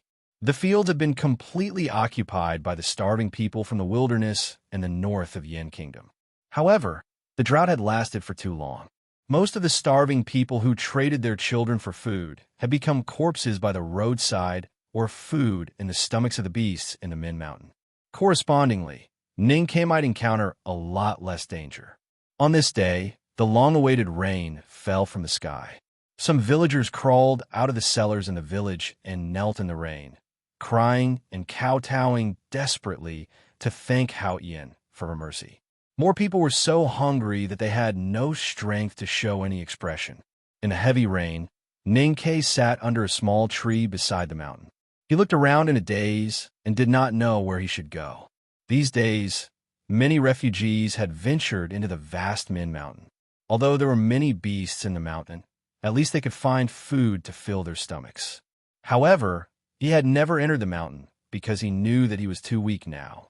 Although he could kill the exhausted, starving people, he did not have the strength to kill the horrible beasts in the mountain. He took out some jerky from his arms and bit it. He tore off a few pieces of meat and then looked up to the sky to catch a few mouthfuls of rain. He chewed and swallowed it, but there was no expression of enjoyment on his face. After many days of suffering, the fair and tender little boy in the general's mansion became extremely dirty and thin. The little boy's lips were full of curled-up, dry skin, and blood seeped out of his teeth from time to time when he chewed the meat. The rain gradually lightened. He checked the hatchet behind his waist, picked up the wooden stick beside him, and continued north along the road at the foot of the mountain. He wanted to make sure that he had time to escape into the Min Mountain. He knew that as the rain fell, the adults who came back to life and were healthier than before could become his enemies at any time. There were many corpses piled up on the side of the road in front of them. The skinny corpses had long rotted and were soaked in the rain, emitting a foul stench. A few similarly skinny wild dogs were squatting beside the corpses and eating. One of the wild dogs had its head tilted and was biting a bony arm that was exposed. It was forcefully dragging it backward, letting out a low growl from time to time. Another wild dog was squatting like a human, its 2 front paws resting on a skinny, rotten thigh as it gnawed on it. Hearing Ninkei's footsteps, the few wild dogs stopped eating and raised their heads vigilantly. They stared at the little boy on the road and let out a low and terrifying whimper. 2 wild dogs judged that the little boy's body shape could not pose any threat to them. They even gave up on the disgusting, rotting corpses in front of them and began to approach Ning. Quebec Ning K used the wooden stick in his hand to stomp on the ground, and then took out the hatchet behind his waist. He lowered his body, revealing his slightly swollen and bleeding teeth, and fiercely barked at the 2 wild dogs. Probably because they smelled the stench of blood on the little boy's body and sensed that the other party possessed a level of danger that was different from his size, the few wild dogs retreated with a squeak and scattered around the pile of corpses, no longer eating. They were prepared to continue after he left. The rotting corpses beside the road and the domestic dogs that were supposed to guard the house had become wild dogs that hunted for rotting corpses. Ninkei had seen many such scenes along the way and had long become numb to it. He did not feel anything at all, so he decided to leave immediately. Otherwise, if he really fought with these wild dogs, he might become one of these rotting corpses in the next moment. Just as he was about to leave, he suddenly heard a very faint sound. He looked back at the rotting corpses that were soaked in the rain and found no movement. He was ready to leave again. Just as he was about to leave again, the faint sound rang again. This time it was very clear. It was the sound of crying. He walked back to the rotting corpses that were soaked in the rain and roared. He waved the wooden stick and hatchet to drive away the wild dogs that felt that their food had been occupied. Then he used the hatchet to chop off a rotten thigh and threw it far away into the dry field that had accumulated rain. The wild dogs whimpered and ate around the rotten thigh, ignoring his actions for the time being. Listening to the faint sound of crying coming from below the rotting corpses, Ning Ke began to move the corpses on the top. His strength was indeed very weak. Fortunately, these dead people were all skin and bones when they died. At this time, most of their internal organs had rotted into water vapor, so it was not too difficult to move. Wherever he touched was wet and slippery, like some kind of oily mud that he ate during the New Year in Chang City. Ning Ke shook off the rotten flesh on his hand and continued to move. At last, he finally saw the owner of the faint cry. There was a body lying in the field with its back bent. The body was wearing the clothes of a servant. After flipping the body over, they saw the little baby soaked in the rainwater and corpse fluid. The little baby's face was pale, her lips were black and blue, her eyes were tightly closed, and her breath was very weak. It was hard to imagine how she survived and how she could make such a cry just now. Ning Ke wiped the rotten flesh on his hand on his pants and then carefully picked up the baby. After a long silence, he looked at her and said, "You cry because you don't want me to leave, right?" He jumped off the rotting corpses with the baby in his arms and walked away along the road. The wild dogs that had been staring at him for a long time with green light in their eyes, seeing that he had finally left, let out a happy whimper and ran back to the rotting corpses. After a while, there was a sound of cooing. Without a sound, the heavy rain began to fall again. Ning Ke glanced at Min Mountain in the distance and looked down at the pale baby. He thought that if he let her stay in the rain for a while longer, she might not be able to cry anymore. He wanted to find something to shelter himself from the rain, and then he saw a black umbrella by the side of the road. The black umbrella was big, old, and dirty. The mountain road was still foggy. Ning Ke lowered his head slightly and stood between the steep stone steps, unable to move for a long time. With a swoosh, an arrow accurately hit a gray rabbit. Ning Ke walked forward like lightning and happily picked up the gray rabbit. He twisted his hands and broke the rabbit's neck neatly. Then he threw it into the bag behind him. The bag behind the lad was heavy. It seemed that there was a lot of game in it. Crouching at the foot of the tree and smelling it, he plucked the vines behind it and climbed up the cliff by a steep path. In the meadow near the spring, he saw with satisfaction the best he had done in the last 3 days. A rock goat was lying on the ground, crying out in pain. 2 young goats were looking at it helplessly, using their heads to poke its nose from time to time. No one knew if they were trying to give it some strength and confidence, or if they were trying to comfort its dying kin. Ning Ke quietly walked forward and picked up the end of a rope in the grass. With a sudden pull, the beast-catching rope hidden in the grass was suddenly tightened. The 2 lambs screamed and fell down heavily, their hooves tightly tied together. The big rock goat, whose hind legs were caught in the animal trap, struggled desperately. It looked at the lambs whose hooves were tied and cried out anxiously, "You're lucky. At least someone is worried about you." Ning Ke walked to the animal trap and looked at the 2 lambs in the grass. He shook his head and pulled out a knife from his waist and pierced the big rock goat's neck. "I'm back." Ning Ke dragged the carcass of the rock goat, carried the heavy bag, and led the 2 lambs back to the old hunting house in the forest. A little girl ran out to greet him. She was about 4 or 5 years old and wore animal skin. Her skin was dark. The hunting house was old and dim. The old hunter who sat by the copper brazier put down his pipe and looked at Ning Ke expressionlessly. He spat on the ground and said, "How's the harvest today?" "Not bad," Ning Ke said. The old hunter's face was full of wrinkles. One could never hope to see any kindness on his face. All one could see was greed and coldness. "Let's eat." The old hunter grabbed a piece of meat and ate it. He felt that the taste was not right and scolded. "This damn girl. I told you to put less salt. Salt is so expensive. Who gives you money? You wastrel. You only know how to eat and use my things. After I raise you for another 2 years, I'll sell you to the brothel for money." The little girl lowered her head, and her eyes were full of fear. Ning Ke lowered his head and looked at the bowl of potato porridge that looked like a clear soup. His gaze was reflected in the water, and he could vaguely see the sparks that looked like stars. He had been reprimanded like this for many years. The old hunter ate meat, while he and Sang Sang did not even have meat soup to drink. He had endured such treatment for many years. He was used to it, but it seemed that he could not get used to it forever. Little Sang Sang held the bowl of porridge with her two small hands. Her slender arms trembled, and she suddenly coughed. Ning Ke reached out and stabilized the bowl for her. The old hunter drank a mouthful of strong wine and looked at them drunkenly. He said, "At least you are sensible. If the bowl were to break, how would I deal with her?" Ning Ke looked at the bowl of meat in front of the old hunter and stood up to walk over. He said sincerely, "Grandpa, Song Song's illness acted up again last night. Do you think we should let her eat a piece of meat?" The old hunter slapped Ning Ke's head and scolded him with his eyes wide open. "Is the prey for you to eat? It's used to exchange for money and salt. If you think that I'm not treating you well, then get lost. When you catch a tiger for me and use its bones to pay for my meals all these years, I'll let you get lost. I've spent a lot of money to make a steel clip, but you're useless." Ning Ke retreated in silence.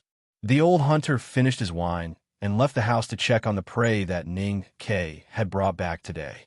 After a while, he walked in angrily with a whip in his hand and lashed at Ning Ke's face.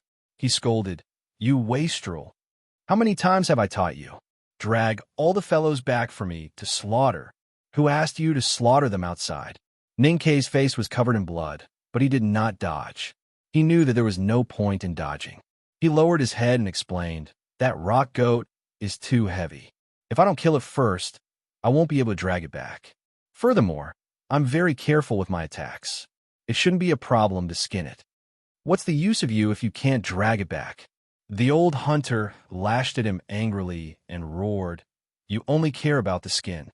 You've forgotten that blood can be sold for money too. You bastard! Bastard!" The old hunter walked out of the hunting house angrily. Ning Ke looked at Sang Sang, who was hugging the bowl of porridge with her head lowered. He wiped the blood off his face and looked at her with a smile. "That's a good girl. Don't try to block the whip for me in the future. Otherwise, that old thing will whip even harder." Sang Sang hugged the big bowl of porridge and nodded her head vigorously.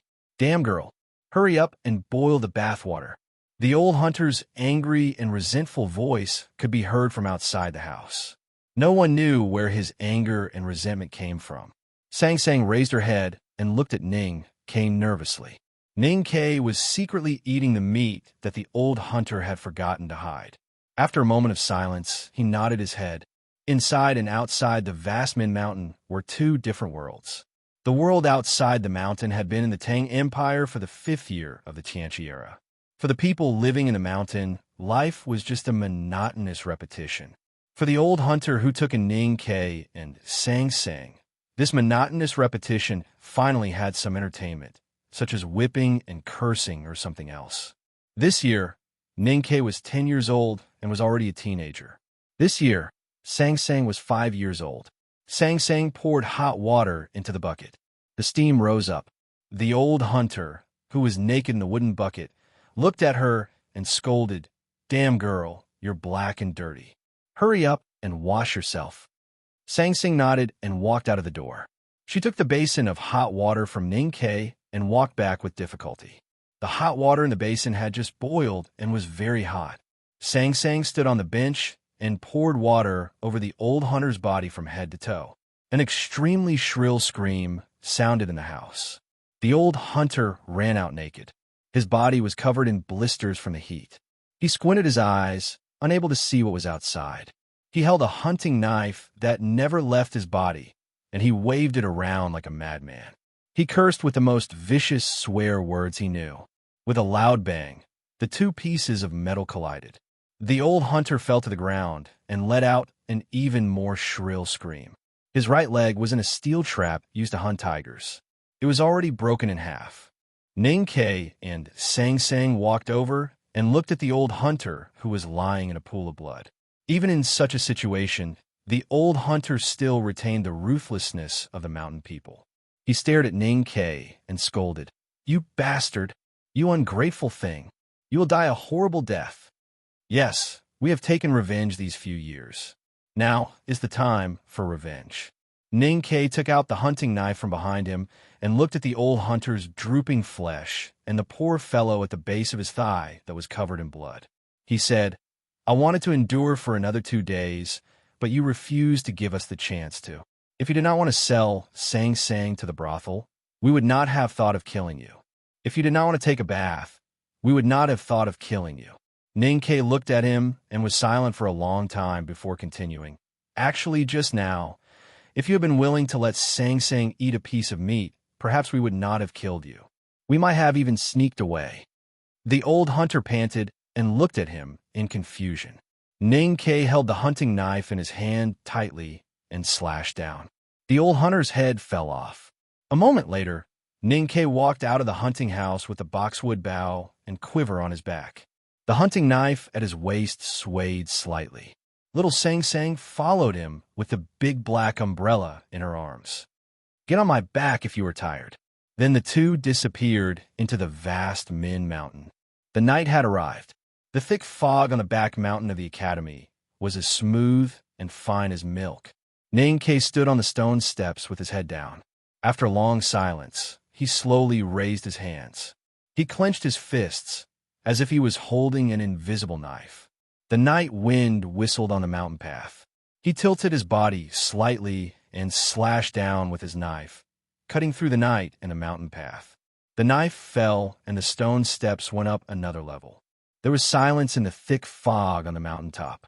A voice full of pity sounded, "I wonder what kind of suffering Ning Ke has encountered in his life. I have never heard him talk about it in the old library. Why is this mountain path so difficult for him?" The mountain path is long. The past trials in one's heart have all turned into reality and blocked the way of the climbers. If one can see through it or look down on it, it may be easier. But if one cannot see through it and has the intention to retreat, he will never have the hope of climbing the mountain. Second brother's voice sounded slowly. Until then, there was finally a solemn and respectful tone in his voice. "The two people who climbed the mountain today are very interesting, especially Ning Quebec. Although he doesn't know what those memories and pain in the depths of his heart are, he is not willing to forget them at all. He doesn't have the slightest regret and even thinks it is unnecessary to see through them. Facing the darkest corners of his heart, facing the most painful experiences, the choice he made today is exactly the same as the choice he made in the past. If he can't see through it, how can he stay true to himself and not change after so many years?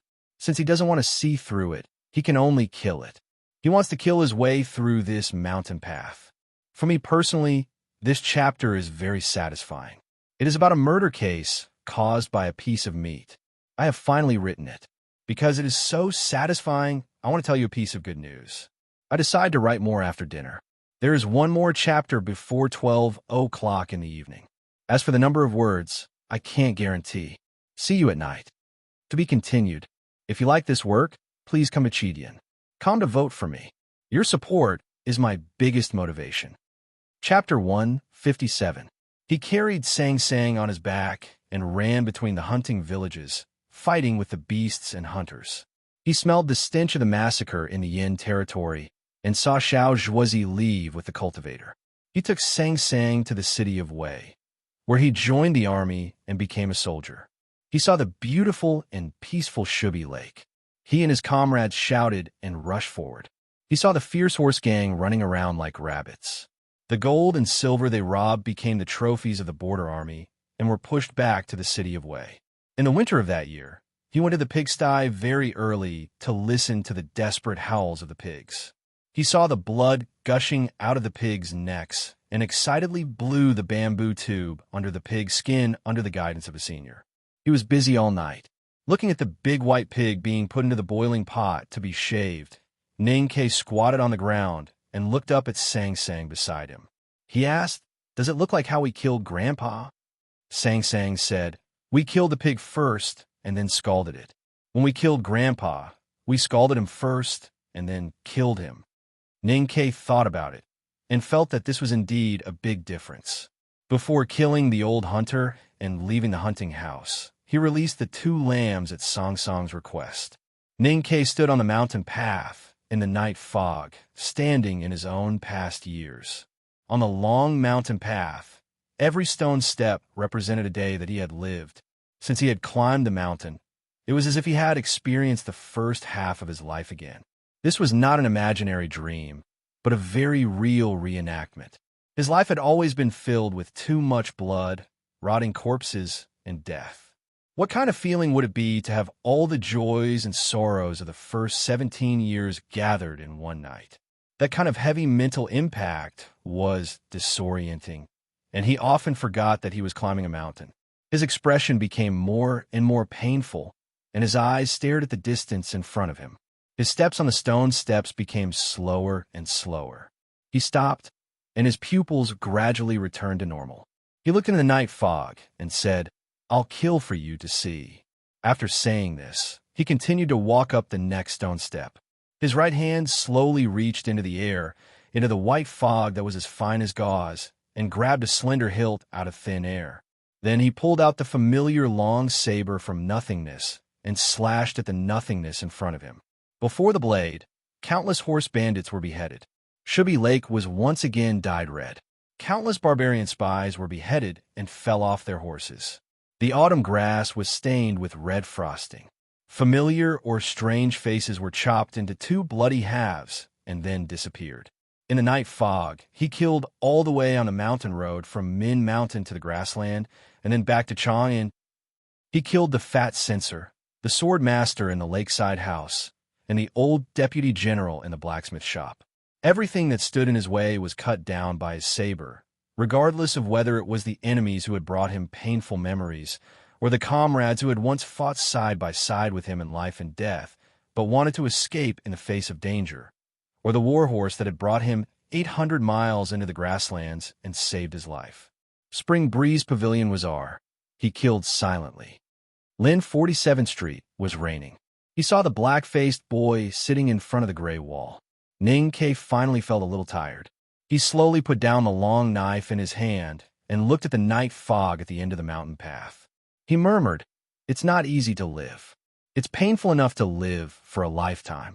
Why do I have to live again?" He looked down at Sang Sang beside him and frowned. He said painfully, "I know these are all illusions. Illusions can't scare me, but I can't prove that they are illusions. So I really feel very painful, just like we used to." Prince Longqing calmly walked on a mountain path with his sleeves fluttering.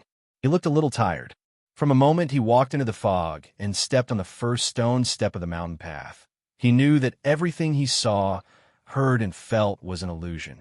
He thought that he could see through all these with his clear Taoist heart and then climb the mountain easily. However, when he started walking, he realized that he had underestimated the difficulty of the second floor of the academy. No matter how bright his Taoist heart was under the refinement of West Hill Taoism, if one could not really see through it, then these illusions really existed. Prince Longqing returned to his childhood. At that time, he was favored and could run freely in the imperial palace. The little prince always thought that his father was the most powerful man in the world, and his mother was the most powerful woman in the world. However, one year, he accidentally eavesdropped on a conversation that directly tore apart all his beautiful image. That year, there was a sudden drought in the north of the mainland. From the wilderness to the north of Yin Kingdom, and then to the north of the Tang Empire, countless starving people became homeless and chased after green leaves for food. On that day, the ambassador of the Tang Empire who was stationed in the Yin Kingdom was summoned to the palace and had a talk with his father. "Prince of Yin, I hope that the Yin Kingdom can show its ability.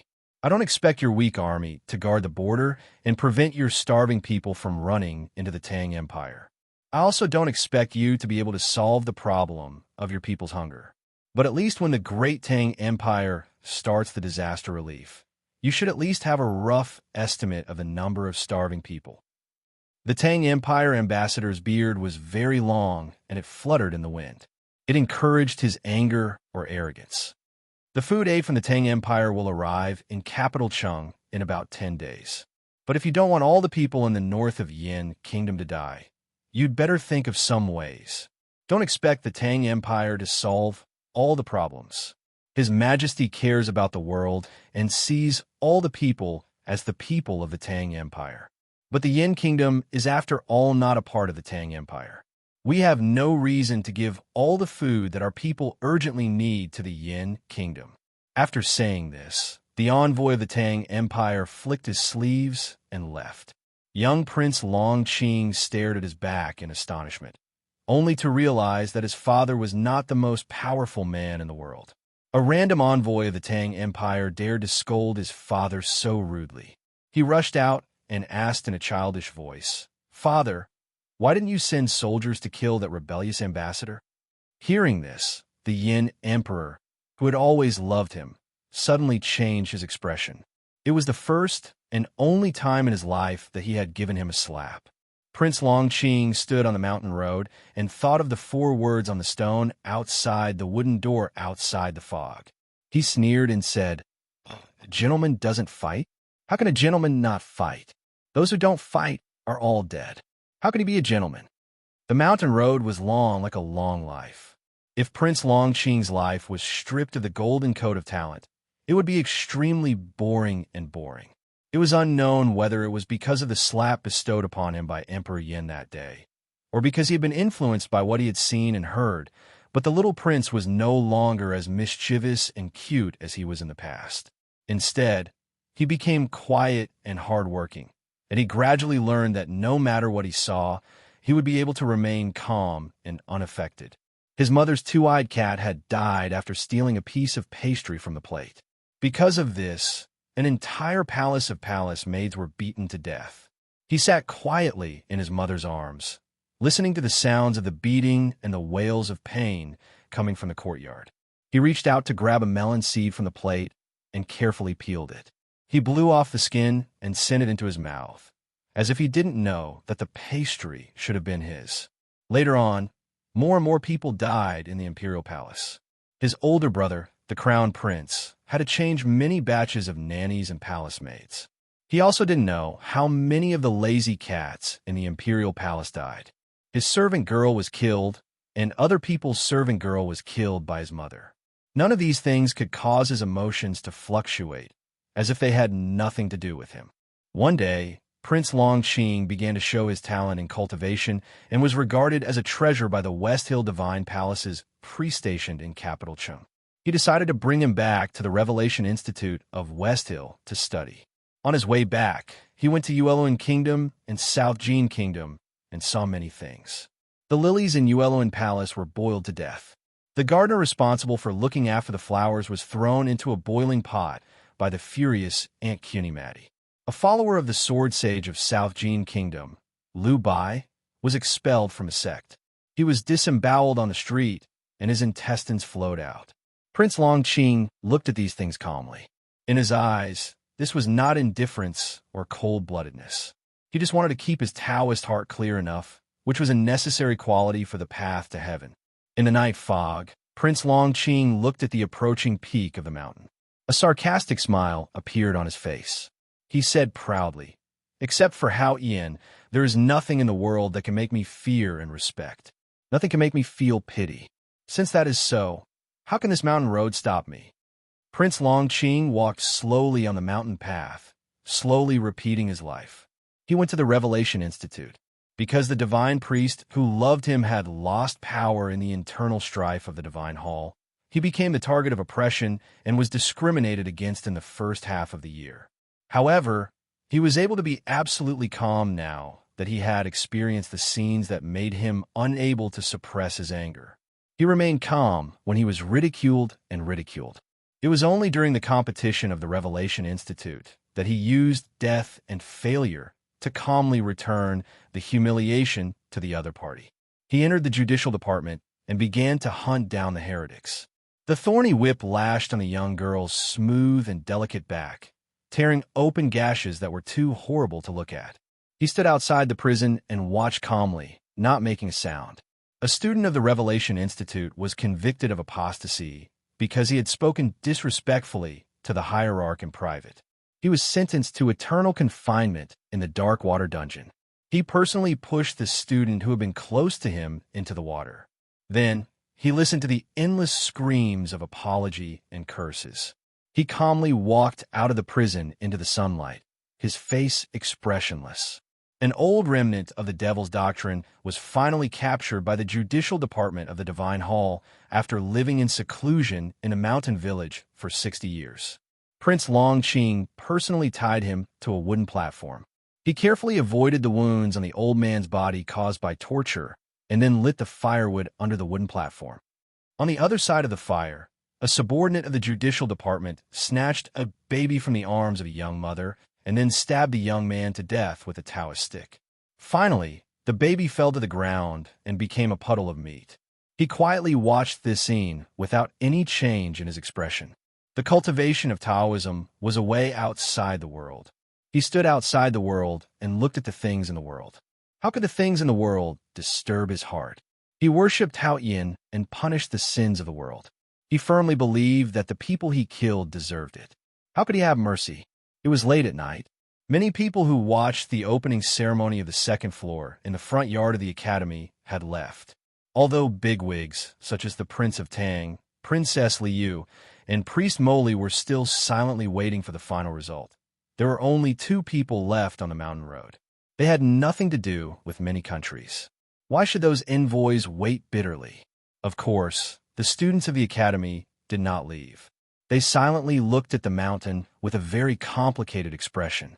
Zhong Dajuan looked at Xie Qingyun, who was supported by Jin Wucai, and saw the lost expression on his face. He sighed and said, "Qingyun, let's go back. There's nothing to see. Could Ning Ke really defeat Prince Longqing?" Jin Wucai worriedly looked at Xie Qingyun. She knew that although this man looked gentle, he was arrogant and conceited in his bones. Today, he gave up halfway and became insignificant compared with Prince Longqing. She was afraid that he had suffered a great mental blow. What she was more worried about was whether this man would be dispirited after finding that Ning Ke was much stronger than him. Xie Qingyun shook his head and looked at the back mountain of the academy, which could not be seen clearly in the night. He said, "I want to see the result." Suddenly, someone made a suppressed exclamation. No one knew when the floating clouds in the night sky had dispersed, and the clouds and mist on the mountainside had also dispersed at that moment. For a moment, the starlight shone on the winding and steep mountain road, and even those stone steps were clearly illuminated. After an extremely short period of time, the clouds and mist in the mountain gathered once again, covering the mountain path tightly once more. It was no longer possible to see what was inside. But this moment was enough for many people to see the 2 figures on the long mountain road stone steps. One of them had reached the very top of the mountain road and was about to reach the top. Judging from the figure, it should be Prince Longqing. The figure behind him should be Ning Ke, but he was still climbing hard in the middle of the mountain road and was very far away from the top. Out of a very strange mentality, many students of the academy let out a relieved sigh. Someone murmured, "Fortunately, Ning Ke is still not as good as Prince Longqing." Chang Jingming coldly glanced at that person and said, "Now I begin to doubt whether it is a mistake to study with you people instead of continuing to serve in the Yulin Royal Guards. Yes, we used to think that Ning Ke was useless and had problems with his character. But this doesn't mean that we should hope for his failure in order to lessen our humiliation." He said with an iron face, "Don't forget that Ning Ke is a Tang and a member of the academy. Prince Longqing is a Yin and a member of the West Hill. I feel very ashamed now, but you don't know shame, which makes me feel ashamed." The scene of the starlight illuminating the mountain road naturally did not escape the eyes of Priest Moly and the academy instructors. Since Ning Ke began to climb the mountain, those who knew that he could not cultivate had not stopped talking and ridiculing him. When he surpassed one young cultivator after another on a mountain road, these discussions and ridicule became much smaller. When he finally succeeded in entering the mountain fog and became the only one who was still competing with Prince Longqing on the mountain road, there was a long period of silence. from climbing the mountain during the day to the night. Looking at the boy's speed, I'm afraid that he won't be able to reach the top in another half a month. Now that the prince is about to reach the top, why not directly announce that he has entered the second floor? Do you want us to continue to accompany him? For some unknown reason, Priest Moley, who was proud and calm because of his confidence, suddenly felt a little restless and irritated. He impatiently patted the back of the chair, stood up, and said in a low voice. Liu did not even bother to look at him and said sarcastically, "If you can't wait, you can let Prince Longqing directly fly to the top. As long as he reaches the top first, there's no need to care about Ning, Quebec. But if Prince Longqing doesn't reach the top, then no matter whether Ning Ke climbs or jumps, no matter how long he needs to climb, I think you'd better not say too many meaningless opinions." Priest Moley was furious, but he had no way to vent his anger, so he sat back in the chair heavily.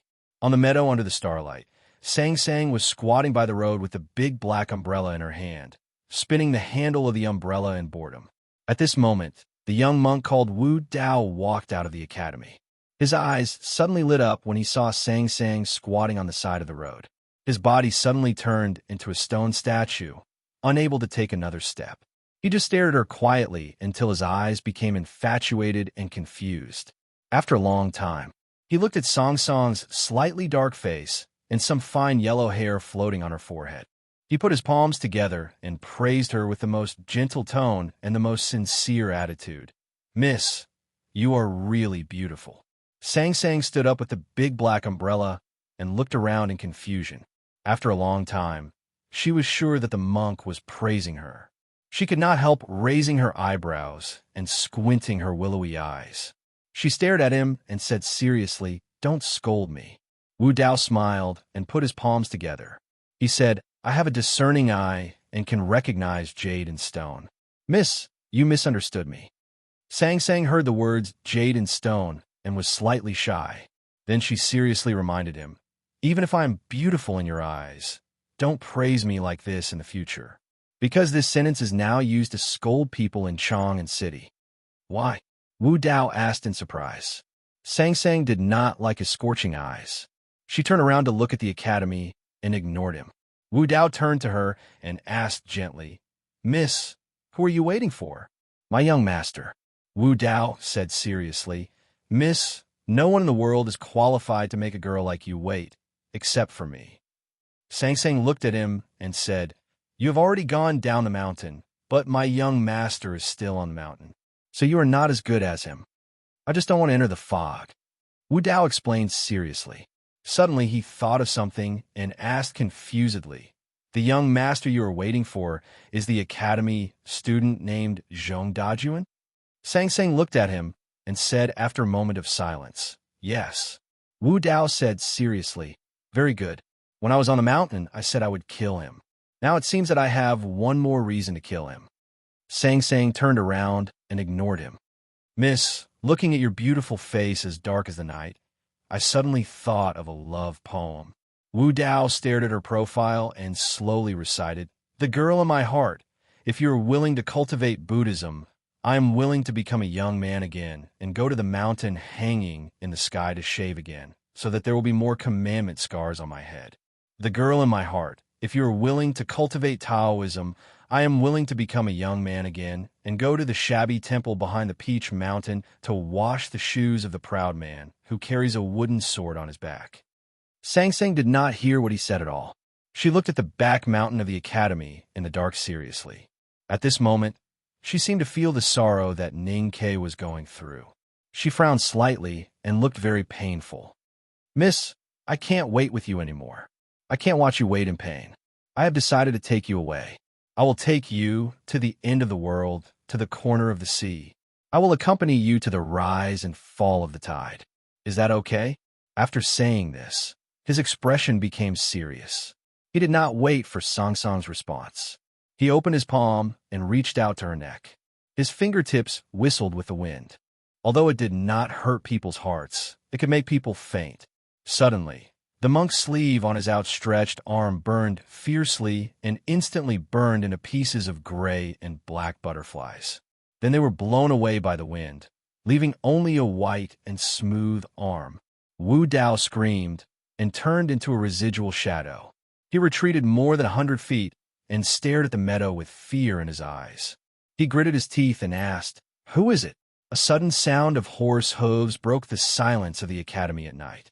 The black horse carriage was very strange. There were all kinds of complicated patterns carved on the carriage. The horse pulled the carriage up the slope easily. There was no smoke or dust under its hooves, as if it was hanging in the air. Yin Sei, the divine talisman master of the Tang dynasty, with an indifferent expression, withdrew his hand that was previously stretched out of the window. However, the charm of the talisman drawn by his fingers in the air was still lingering.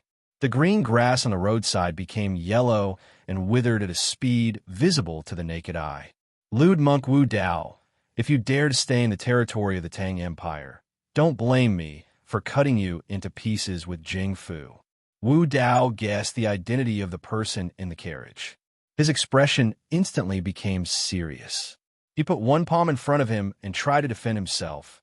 "I'm Wu Dao, the love monk, but not a lewd monk." "Master Yin, are you going to use your seniority to pressure me? Since you come from the depths of the wilderness, how many cultivators in the world can use seniority to pressure you?"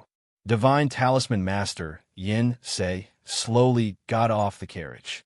He looked at the young monk indifferently and said, "But I guess you're just a useless thing. The temple didn't even tell you the rules. Remember, this is the Tang Empire. This is Chang'an. If you dare to make trouble at the gate of the academy, even if I kill you, the people in the temple won't dare to fart." After saying this, he looked at Sang Sang, who was tightly holding the big black umbrella. He frowned and said, "Are you Ning Kei's handmaiden?" Sang Sang nodded. Yin Sei said, "Why are you waiting outside? Come in with me." Sang Sang replied, "I heard that they're not allowed." Yin Sei already knew that Ning Kei was still on the mountain road. He was extremely upset and nervous. He shouted in a low voice, "Come in with me. I'd like to see who will stop me in this shabby academy when the headmaster of academy and the eldest brother are not at home." Prince Longqing walked out of the mountain fog. He looked up and saw a gentle forest around him. There was a rock abruptly appearing between heaven and earth in front of the mountain road. Reaching the top of that rock should be considered a success.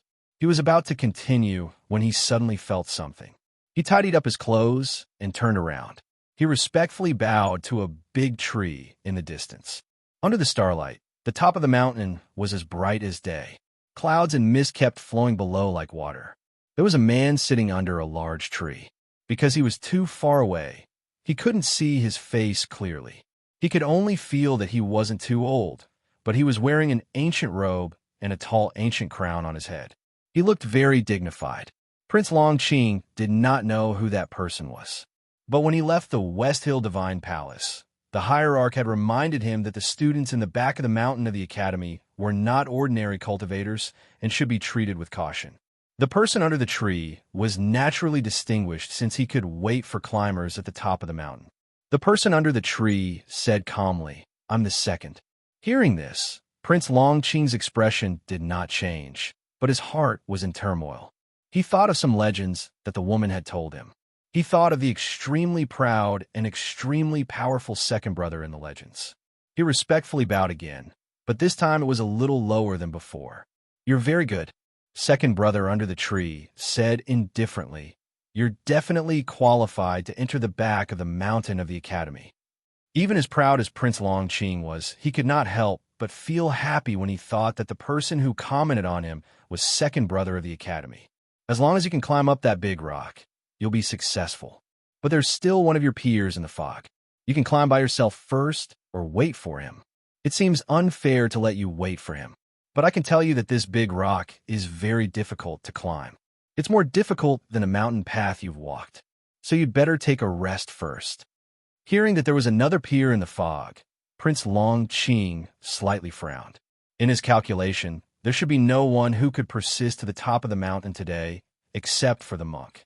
Those mediocre people could not even step on the fog path. Since it was inconvenient for the monk to enter the fog because of his identity, then who could actually keep up with his pace? Second brother under the tree said indifferently, "The choice is in your hands. You can climb first. After a moment of silence, Prince Longqing respectfully bowed again, and then sat down cross-legged to show his attitude. On the mountain path in the fog, Ninkei looked at Zhu'er, who was sitting under the gray wall with his chest rising and falling slightly. He looked at his pale face and the aura of death in his eyes. After a long silence, Ninkei said, "I can chop you, but why should I? We're brothers in this world. You're already dead. Why should you stand in my way? I'll go up and settle the rest of your things." Zhu'er leaned against the gray wall and looked at Ninkei with a bleak smile. His chest rose and fell more violently, and he made a sound between his lips.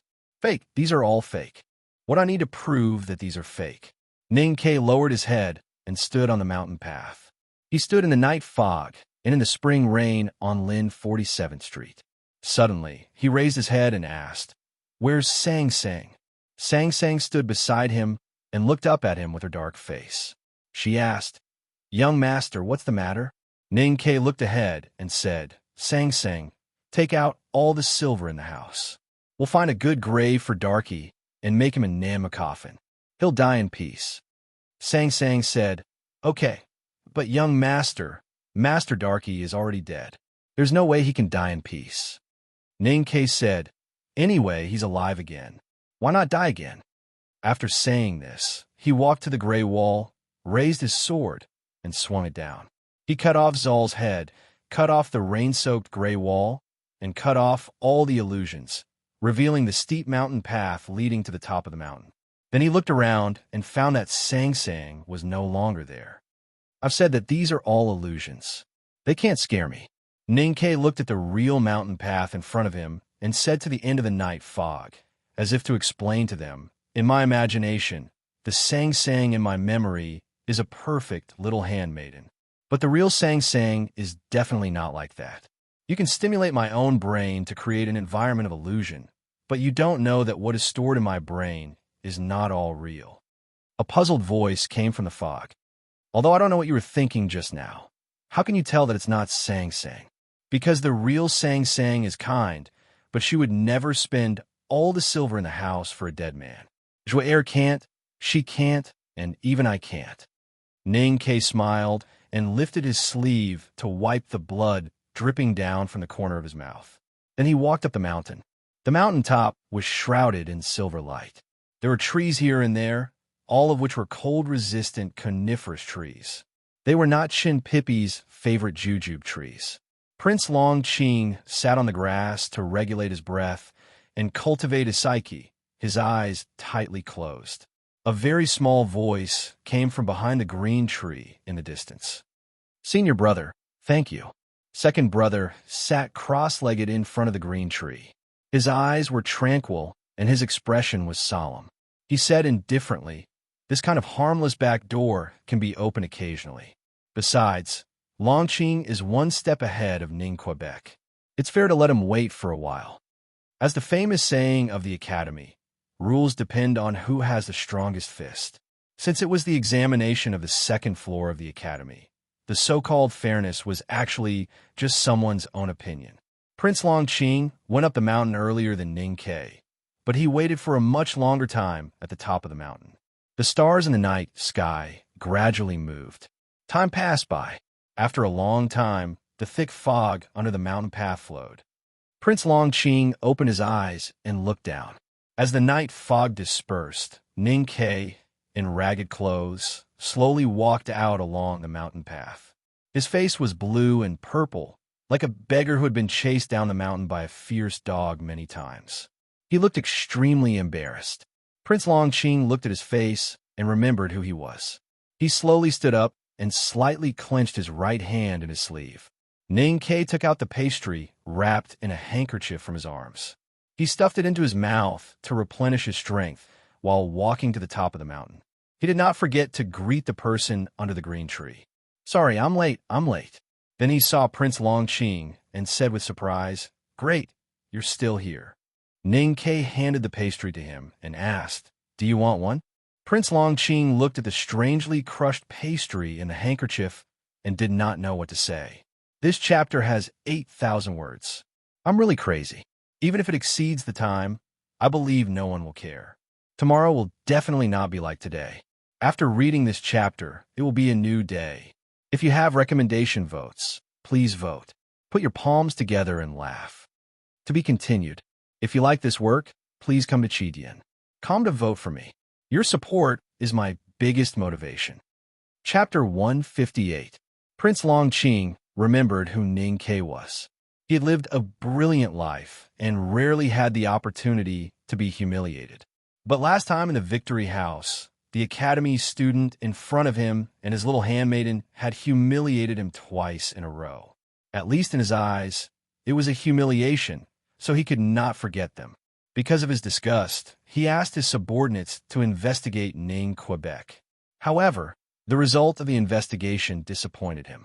This student from the Academy was indeed a useless person who only knew how to talk. He could not cultivate and could not be his opponent. Since he was not qualified to be his opponent, he thought that there was no need to remember such a person. Before going up the stairs today, Prince Longqing had imagined what kind of competitors he might meet. For example, the young monk who obviously came from the unknown place, or the young swordsman from the South Jin Kingdom. He even thought that the Academy might have hidden a backup, but he never thought that the person who broke out of the fog behind him was Ning Quebec.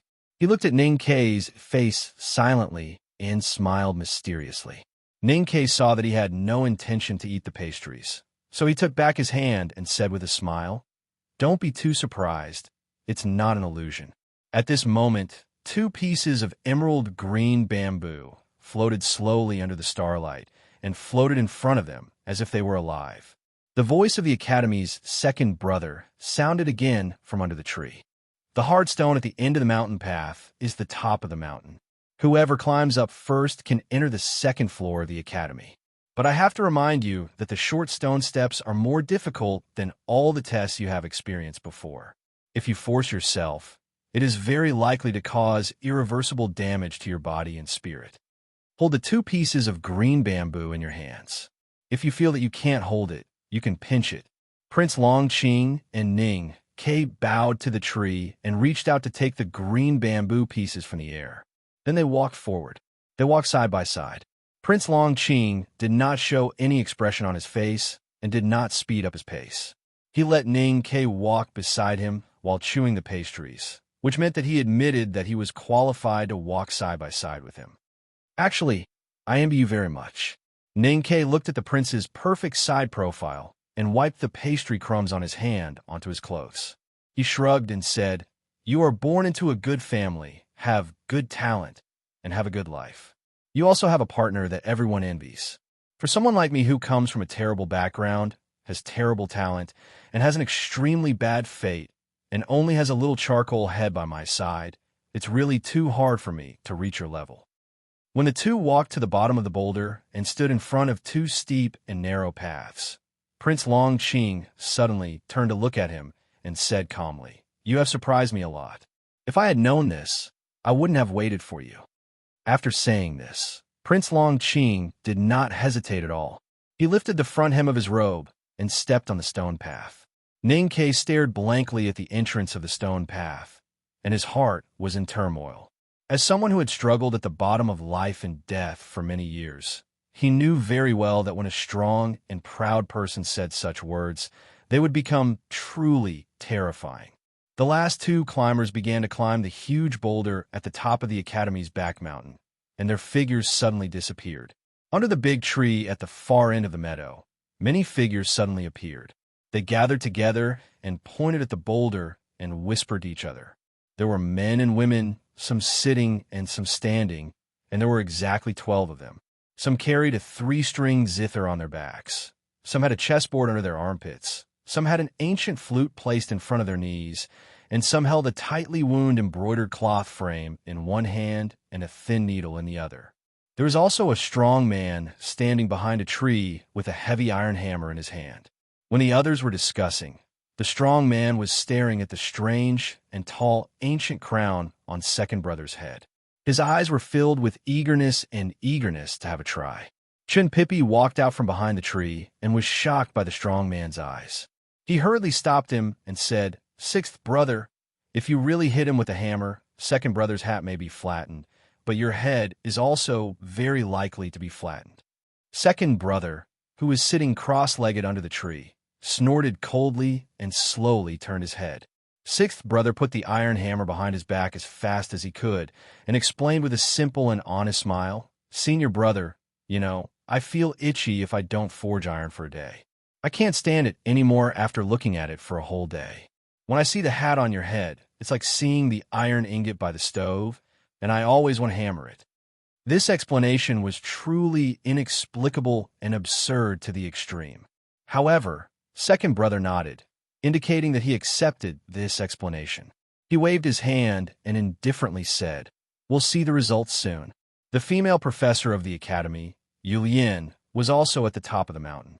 She seemed to deliberately keep a distance from the other 11 people and stood in a flower bed far behind the tree, quietly watching the discussion of her peers with a smile. The man with an ancient flute on his knee looked at the seemingly shaky giant stone on the cliff edge, but in fact, it had never trembled after thousands of years of wind and rain. He sighed with emotion and said, "Today, Prince Longqing is still the most powerful.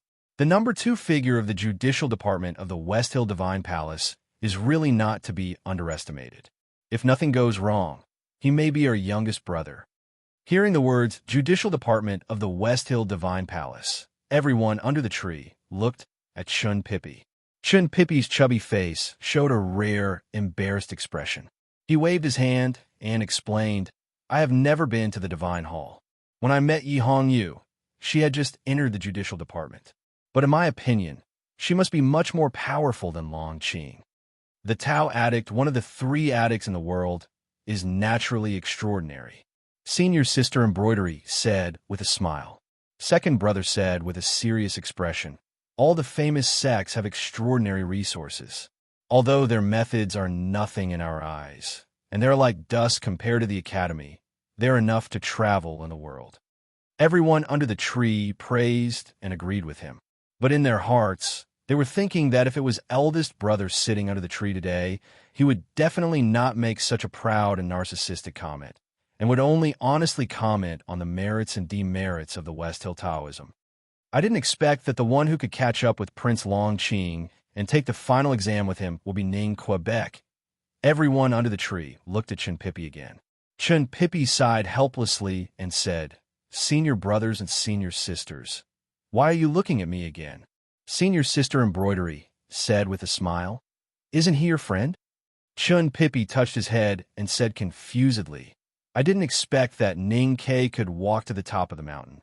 Based on my understanding of him, this guy can really bear hardships. His muscles and bones have been polished like a pervert, and he can really cultivate without eating. So the mountain road at the beginning should not have been able to stop him. Moreover, he has read books in the old library for a year, so it is possible for him to pass the wooden door. But even a mountain fog could not stop him. Even I feel that it is really inexplicable." Someone asked, "What state is he in now?" Chun Pippi answered, "The no-doubt state." There was a light exclamation under the tree. The person who asked the question said unbelievably, "Prince Longqing is already in the upper see-through state, and only one step away from the knowing destiny state. It is not surprising that he could walk to the bottom of the stone, but that guy is only in the no-doubt state. How'd he come up?" Second brother glanced at that person and reprimanded him in a low voice. "Nonsense. Of course he walked up." In fact, this sentence was really nonsense. But he was second brother. When the headmaster of the academy and eldest brother traveled to other countries, he was respected in the back of the mountain of the academy. Naturally, none of the younger brothers and sisters under the tree dared to point out this point bravely. Second brother slightly raised his eyebrows and unhappily reprimanded, "You have followed the teacher for so many years, but you still can't understand this kind of thing. How can there be a completely definite rule in the world? If all the rules are predestined, then why do we still cultivate and seek for it? If all the rules can't be changed, then why do we still eat and drink? Why not jump down from the other side of the cliff?" Everyone under the tree suddenly felt a sense of awe. They knew that senior brother was formally teaching them, so they listened attentively. "Although Ninkei is only in the no-doubt state, who told you that no-doubt state can't reach the top of the mountain?" If only people like Long Qing, who have entered the upper see-through state and only one step away from the knowing destiny state, can reach the top of the mountain and enter the second floor, then why do we need to take the test? Second brother indifferently said, "No doubt state can't climb the mountain? I have told you before that eldest senior brother stayed below the no doubt state for 17 years. He went up and down the mountain countless times. What did he roll down halfway?" Someone hesitated and said, "Senior brother, although what you said is right, isn't it too flattering to compare Ning Ke with eldest brother?" Second brother looked at the giant stone on the cliff and indifferently said, "If Ning Ke can succeed today, then he will be the second guy who can finish the whole journey of the back of the mountain under the no-doubt state after eldest brother." Hearing this, there was silence around the big green tree on the top of the mountain. Only Chun Pippi's unreconciled words could be vaguely heard. Eldest brother hasn't entered the no-doubt state, but Ning Ke entered the no-doubt state 3 months ago. This is a big difference.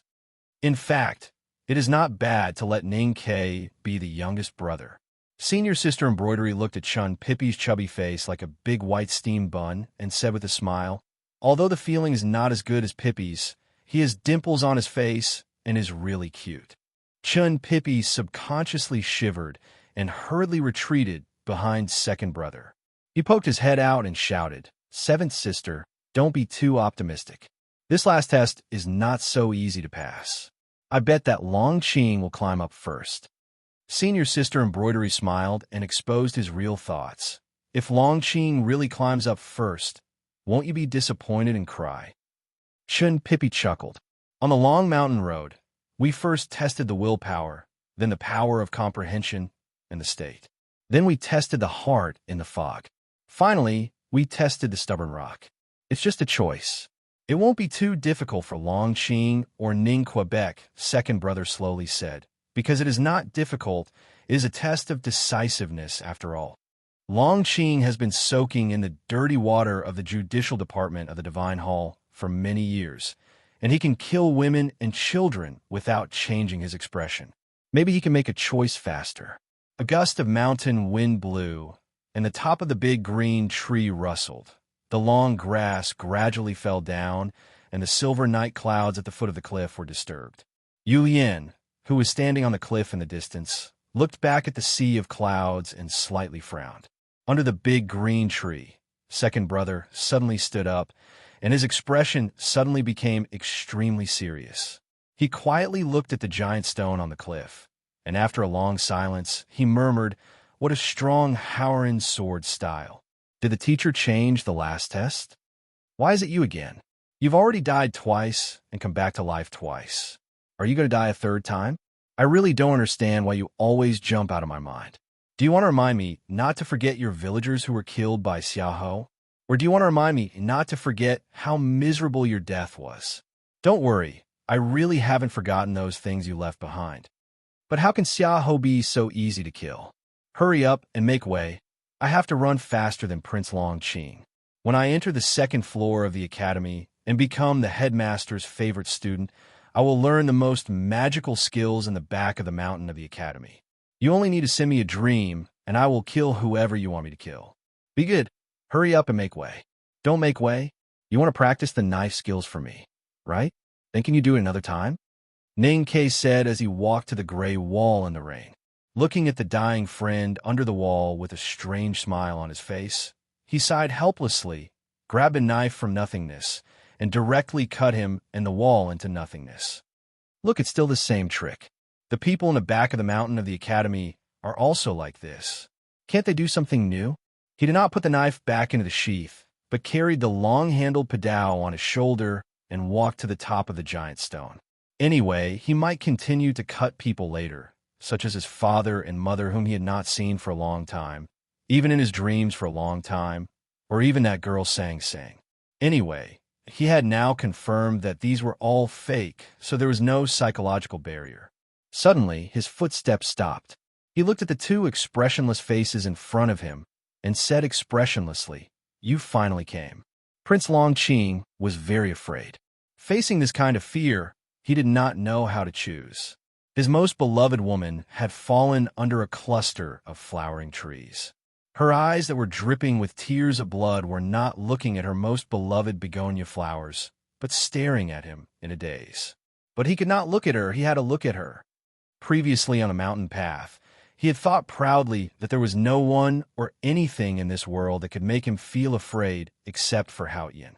However, at this moment, looking at the woman in front of him who was bathed in holy divine light, and looking at the bright red fluffy clothes beside her, he knew that he could not erase the fear he had for this woman from the bottom of his heart. The whole world was filled with holy divine light, and it was unusually bright.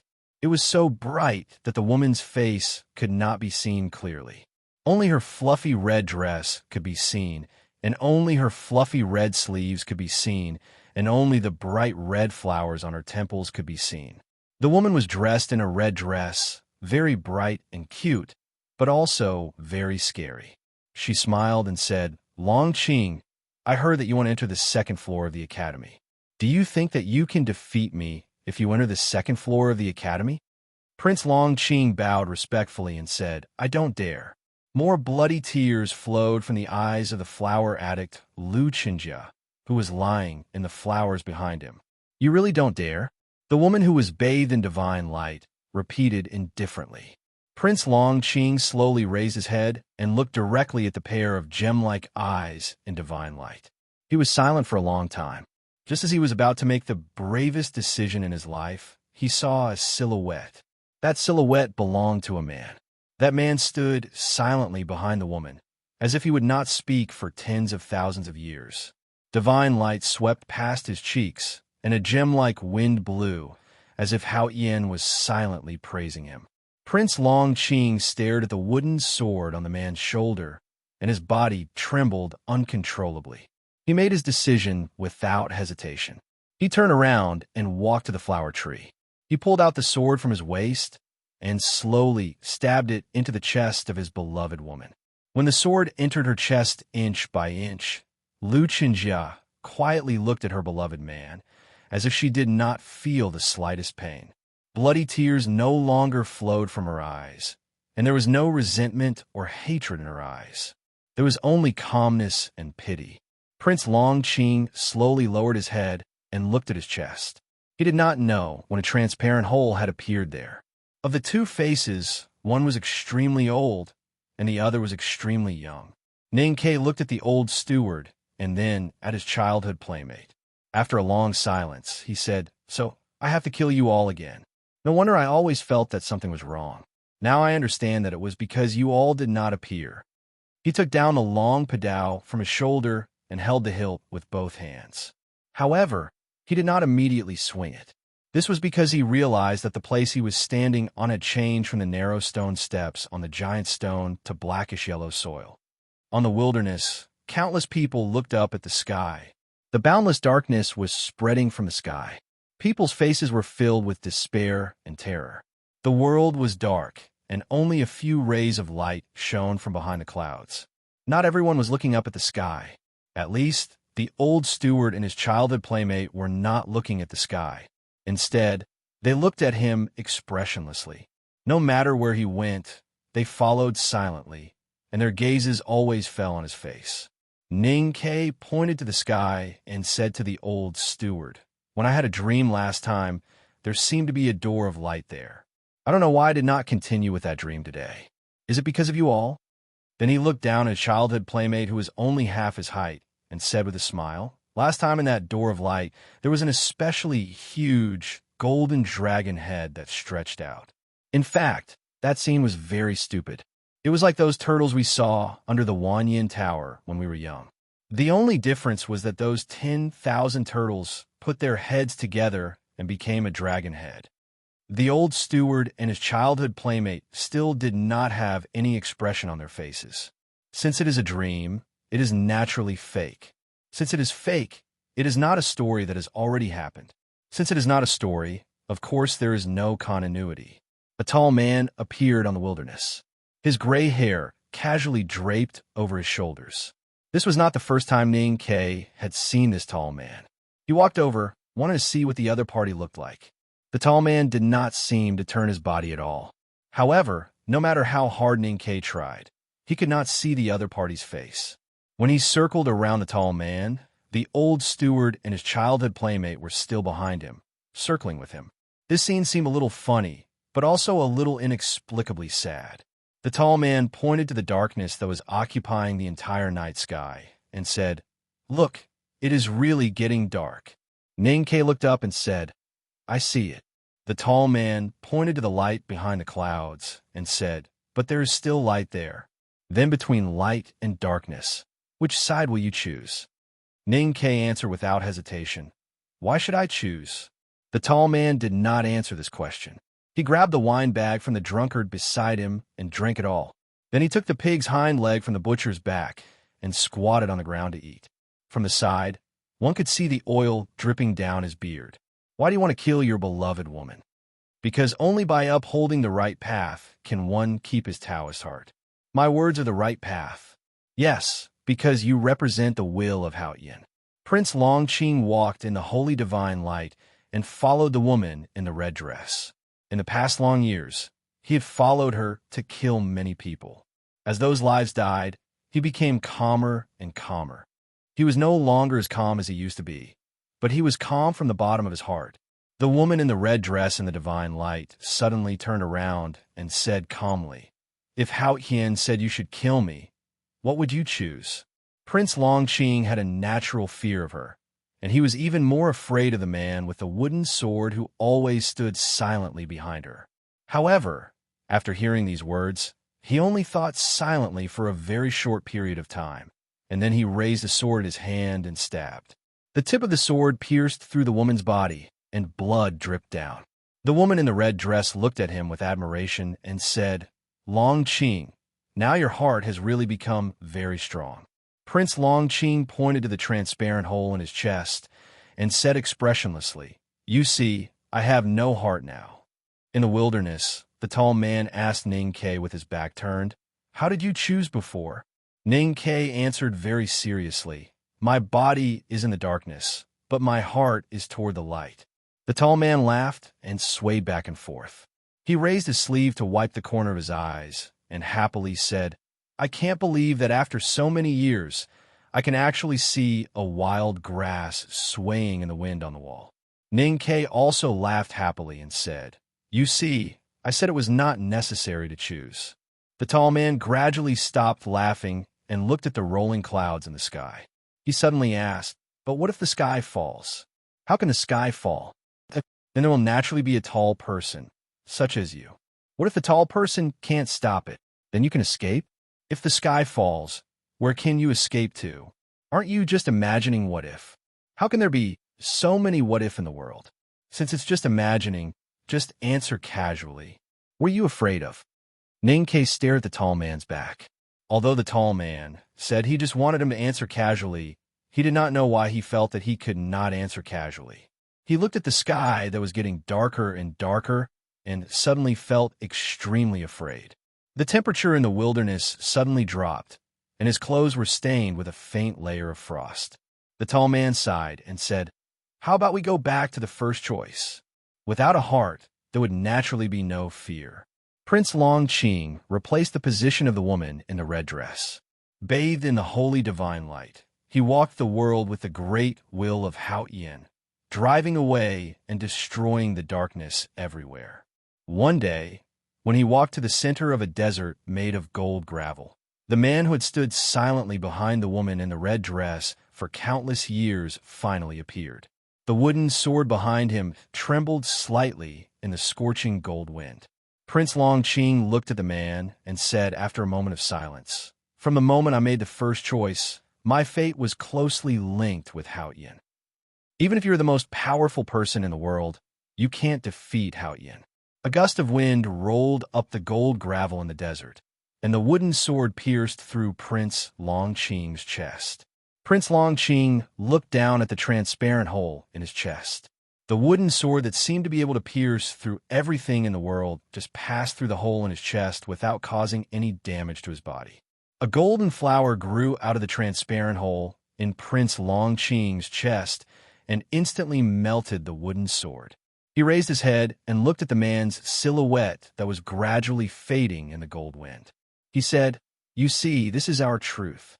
After saying this, he turned around and left. The most feared enemies in his life had died one by one. Prince Longqing walked proudly on the desert made of gold gravel. Although he had lost his heart, he was still proud. He knew that from now on in the world of light of Hao Yin, he would be the most powerful and invincible person. All the darkness would avoid his light when it saw it. No, all the darkness must be torn apart and annihilated. No one knew how many years had passed, and all the darkness in the world had been annihilated by him. There were no more enemies around him, no more sins. There was only the purest light, the boundless light that shrouded the surroundings. At this time, the golden flower on his chest had become very large and almost covered his face. Even though he was in the Tianqi state, he felt that the weight was somewhat unbearable. However, he could no longer remove the golden flower. Suddenly, a distant voice sounded in the depths of his heart. He did not know who this voice belonged to, but he knew that what this voice said was true. Absolute light is absolute darkness. Prince Longqing was silent for a long time, and then he pressed his hand on the huge golden flower on his chest. In a flash, the huge golden flower rapidly shrank and turned into a golden sword. He roared in pain and struggled to pull the golden sword out of his chest. He looked around blankly. In a blur, he faintly saw several illusory faces floating in the sky. It was the man with the wooden sword on his back. It was the woman in the red dress. It was the beloved woman who fell under the flower tree. The three illusory faces looked at him indifferently, as if they wanted to see what choice he would make. There was light everywhere and darkness everywhere. If he took a step forward, he would walk into the light and continue his killing. However, it was the light. Prince Longqing stood in the golden desert, trembling all over. His face twisted in pain, and his whole body was drenched in sweat. He looked down at his left hand, at the green bamboo piece that seemed like the source of life. All of a sudden, a lot of people disappeared from the wilderness. Ningke looked at the familiar face of the old steward in front of him, and then he squatted down to stare at the face of his childhood playmate. After staring for a long time, he suddenly raised his head and shouted at the tall man with dissatisfaction, "I still don't understand why I have to make a choice." The tall man said to him with his back facing him, "I said it was just a casual discussion. Why are you so serious?" Ning Ke stood up, and the frost on his body rustled down. He said, "I don't choose." The tall man replied, "Sometimes there are always things that are worth sacrificing. Sacrifice is a choice." Ning Ke shook his head and said, "I didn't do anything wrong. Why should I sacrifice myself?" The tall man asked in surprise, "Don't you have someone or something that you are willing to sacrifice for?" Ning Ke frowned and thought for a long time, and then replied hesitantly, "I don't think so." The tall man said, "But you made a choice a long time ago." Ning Ke looked at the old steward and his childhood playmate beside him and said, "That's sacrificing others." Sacrificing others is also a choice. Ning Ke admitted, "Yes." The tall man hung the remaining half of the pig's hind leg on the back of the butcher and said, "Then you choose again." The night was still night. The temperature was still dropping little by little. Ning Ke looked at the approaching darkness in confusion, and then he suddenly looked back at the bright place behind the clouds, feeling the endless pressure coming from it. His body was occupied by an unprecedented fear, and the frost on his clothes gradually condensed into armor. He didn't know which direction he should choose. He stood alone between the heaven and the earth, looking so small. The old steward and his childhood playmate stood in front of him, and their eyes met through the transparent ice. He clenched the emerald green bamboo in his hand. In the front yard of the academy, everyone was silently waiting for the final result of climbing the mountain. At this moment, no one would use a sarcastic tone to talk about the academy student named Ning Ke, because he had proved himself with facts. The heavy sound of hooves broke the oppressive silence of the academy. Yensei walked down with sang-sang expressionlessly. Those who knew his identity were suddenly shocked and stood up to greet him. The most powerful minister of offerings of the South School of Haoyin had his own exclusive seat in the West Hill Divine Palace. His status was far above that of the deputy headmaster of the Revelation Institute, Mo Li. No one dared to slight him. The instructors and students of the academy soon knew the identity of this wretched old Taoist priest. They looked at the side in surprise and whispered. They didn't understand why this bigwig would suddenly come to the academy in the middle of the night and at the critical moment of climbing the second floor. No one, including Prince Li Peiyin and Princess Liu, knew the purpose of Yinsei's visit. Of course, Yinsei would not be stupid enough to explain the reason to the crowd. After silently greeting those who were worthy of his greeting, he sat in the chair and closed his eyes to rest. His skinny palms brushed the back of the chair from time to time, showing a little bit of nervousness. Although everyone was curious about the reason of this high and mighty divine talisman master's visit, no one could ask since he did not say. After a short silence, someone began to whisper about the movement on the top of the mountain.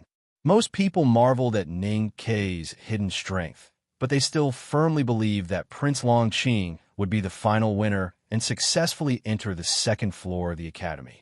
As a divine talisman master, Yinsei's state was so high that he could clearly hear the discussion no matter how low it was.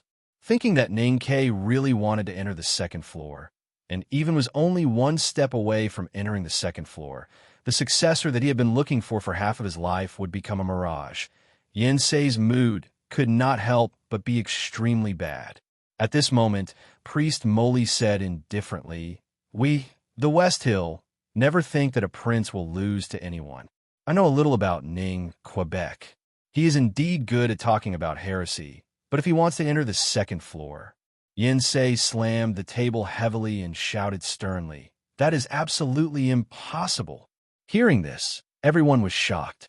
They all thought that the South School of Haotian of the Tang Empire had always been at odds with the West Hill Divine Palace, and it could even be said that they were at odds with each other.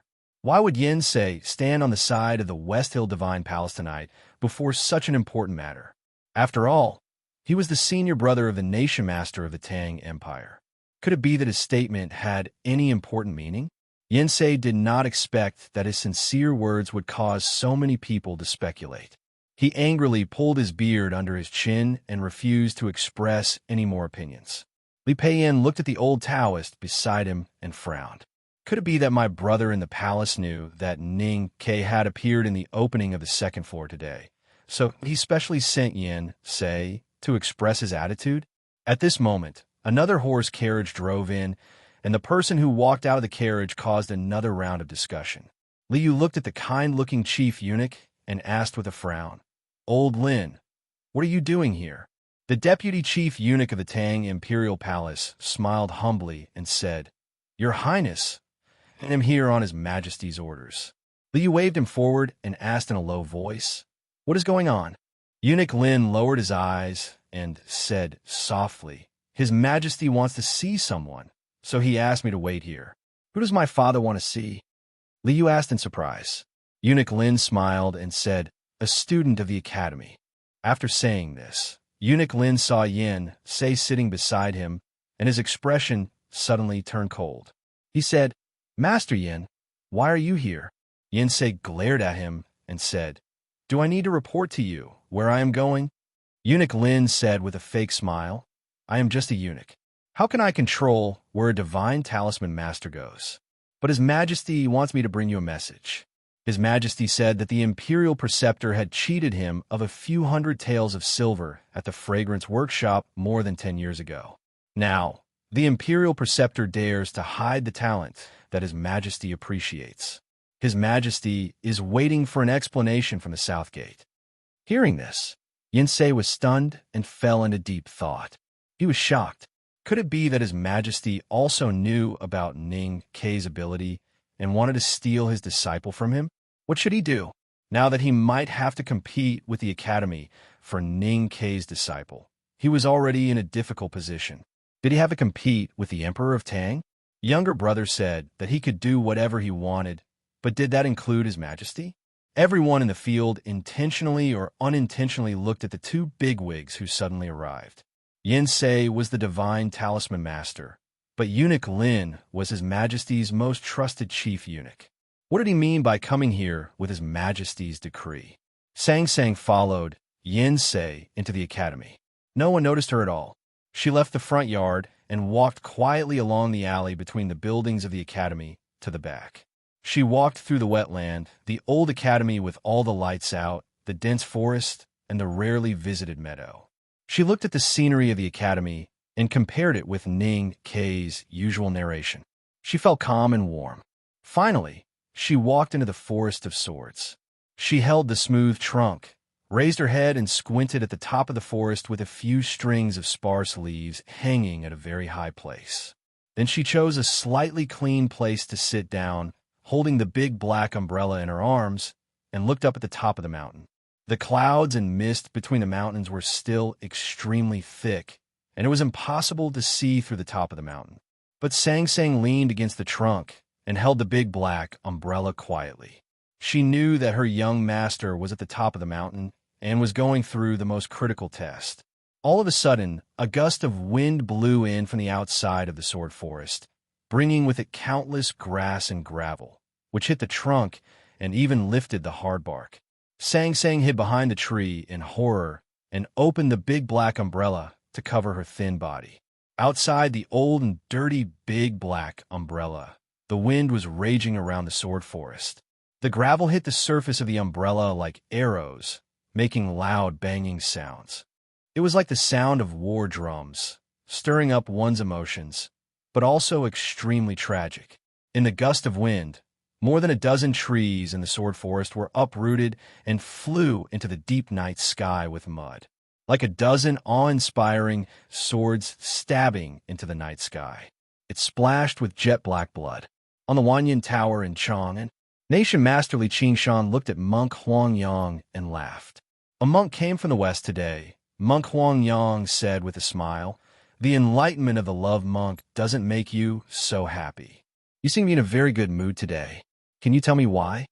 Li Qingshan stood up, flicked his sleeves, and said with emotion, after tonight, there will be one more young genius in our South School of Haoyan. More than 10 years later, there will be one more divine talisman master in our South School. Do you think it's worth being happy about? Monk Huangyang put his palms together and sincerely praised. It's really delightful. Suddenly, Li Qingshan raised his eyebrows like a sword and walked quickly to the edge of the tower. Looking at the quiet night sky in the south, his right hand hanging outside his sleeve trembled and his fingertips kept flexing and stretching to calculate. Monk Huangyang walked to his side and looked there in confusion. He said, "Why did the opening of the second floor make such a big noise?" Li Qingshan's body suddenly became stiff, and he said with a gloomy expression, "We can't get it. Headmaster, it's really several floors high." The fierce wind that swept through the Academy's sword forest was limited to a very small area and miraculously did not affect the surrounding environment. Except for second brother at the top of the mountain and divine talisman master Yin Se in the front yard. Only nation master Li Qingshan and Monk Huangyang, who had entered the upper state of knowing destiny, could sense it. The common people in Chang and city had no idea about it. At this time, it was deep in the night, and most people had fallen asleep. A few bloodstains gradually appeared on the gray wall of Lin 47th Street. The sewage in the sewer of Spring Breeze Pavilion that had just been repaired suddenly had a blood-red luster.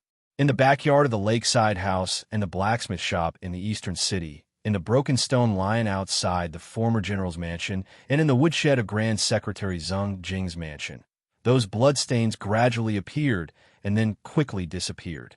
In front of the boundless pressure of light, Prince Long Qing crushed the emerald green bamboo and then looked up expressionlessly. He found that he was still standing on the top of the back mountain of the academy, standing under the giant rock by the cliff edge. He had never taken a step on the stone path. The night wind blew at his clothes, quickly dispersing the sweat. He was silent for a long time, then took a few steps back towards the lawn. Then he raised his head again to look at the top of the boulder on the edge of the cliff. There was no trace of anyone there. In the cold wilderness, Ning Ke seemed to feel something.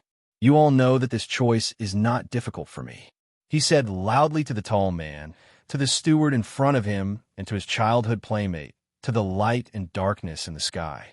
When he spoke, the icicles hanging on his lips cracked and fell. He blinked, and the transparent ice that blocked his sight cracked inch by inch. He raised his right hand, and more frost armors fell off his clothes.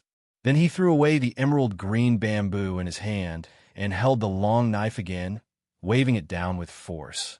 After many years, he once again killed the old steward and his childhood playmate in front of him. My umbrella is black. Her face is black. Ever since I was a child, everything I did was black. But it doesn't mean that I think I'm wrong. Since I'm not wrong, I don't need to admit it or atone for it. Ninkei looked at the increasingly bright light behind the clouds and felt the increasingly powerful pressure. He said, "Even if you think I'm wrong, I don't care. Because what do your thoughts have to do with me?" He fiercely spat on his feet and carried the long knife on his shoulder. He resolutely walked toward the darkness on the other side of the wilderness. The tall man looked at his back and said nothing. Walking into the darkness was like walking into the starlight. Ninkei stood on the giant rock by the cliff edge, standing at the highest point of the back mountain of the academy. He calmly looked at the scenery in front of him. The starlight from the stars in the night sky fell on the slowly flowing clouds under his feet, making the surroundings as bright as daytime, although it was still late at night. He glanced at Prince Longqing, who stood under the rock in the distance, and said nothing. He turned back and continued to silently look at the 10,000-year-old starlight and cliff in front of him. The moment of starlight and flowing clouds were intoxicated in the mountain breeze of the spring night. Only by climbing to the top could one see such beautiful scenery. This world is flat. He looked up and saw the edge of the world under the stars. He could faintly see the peak of the mountain breaking through the clouds. He did not know whether it was Min Mountain or some other mountain. After 17 years of wandering and meeting each other in life and death, he finally came to this moment. How could he not think about it? In an instant, Ninkei thought of many things in the past. He thought of the years that he had repeated on the mountain road. However, all these feelings finally gathered into the most sincere and simple sentence when he finally said it. Looking at the indescribable scenery, Ninkei laughed. He laughed so hard that his body trembled. He laughed so hard that tears and snot flowed down his face. Then he wiped away his tears and snot and said seriously, "It's so damn beautiful. If you like this work, please come to Chidian. Come to vote for me. Your support is my biggest motivation." You're tuning in to the Warrior Lore YouTube channel. Don't forget to subscribe and join us on this journey to catch the most captivating stories.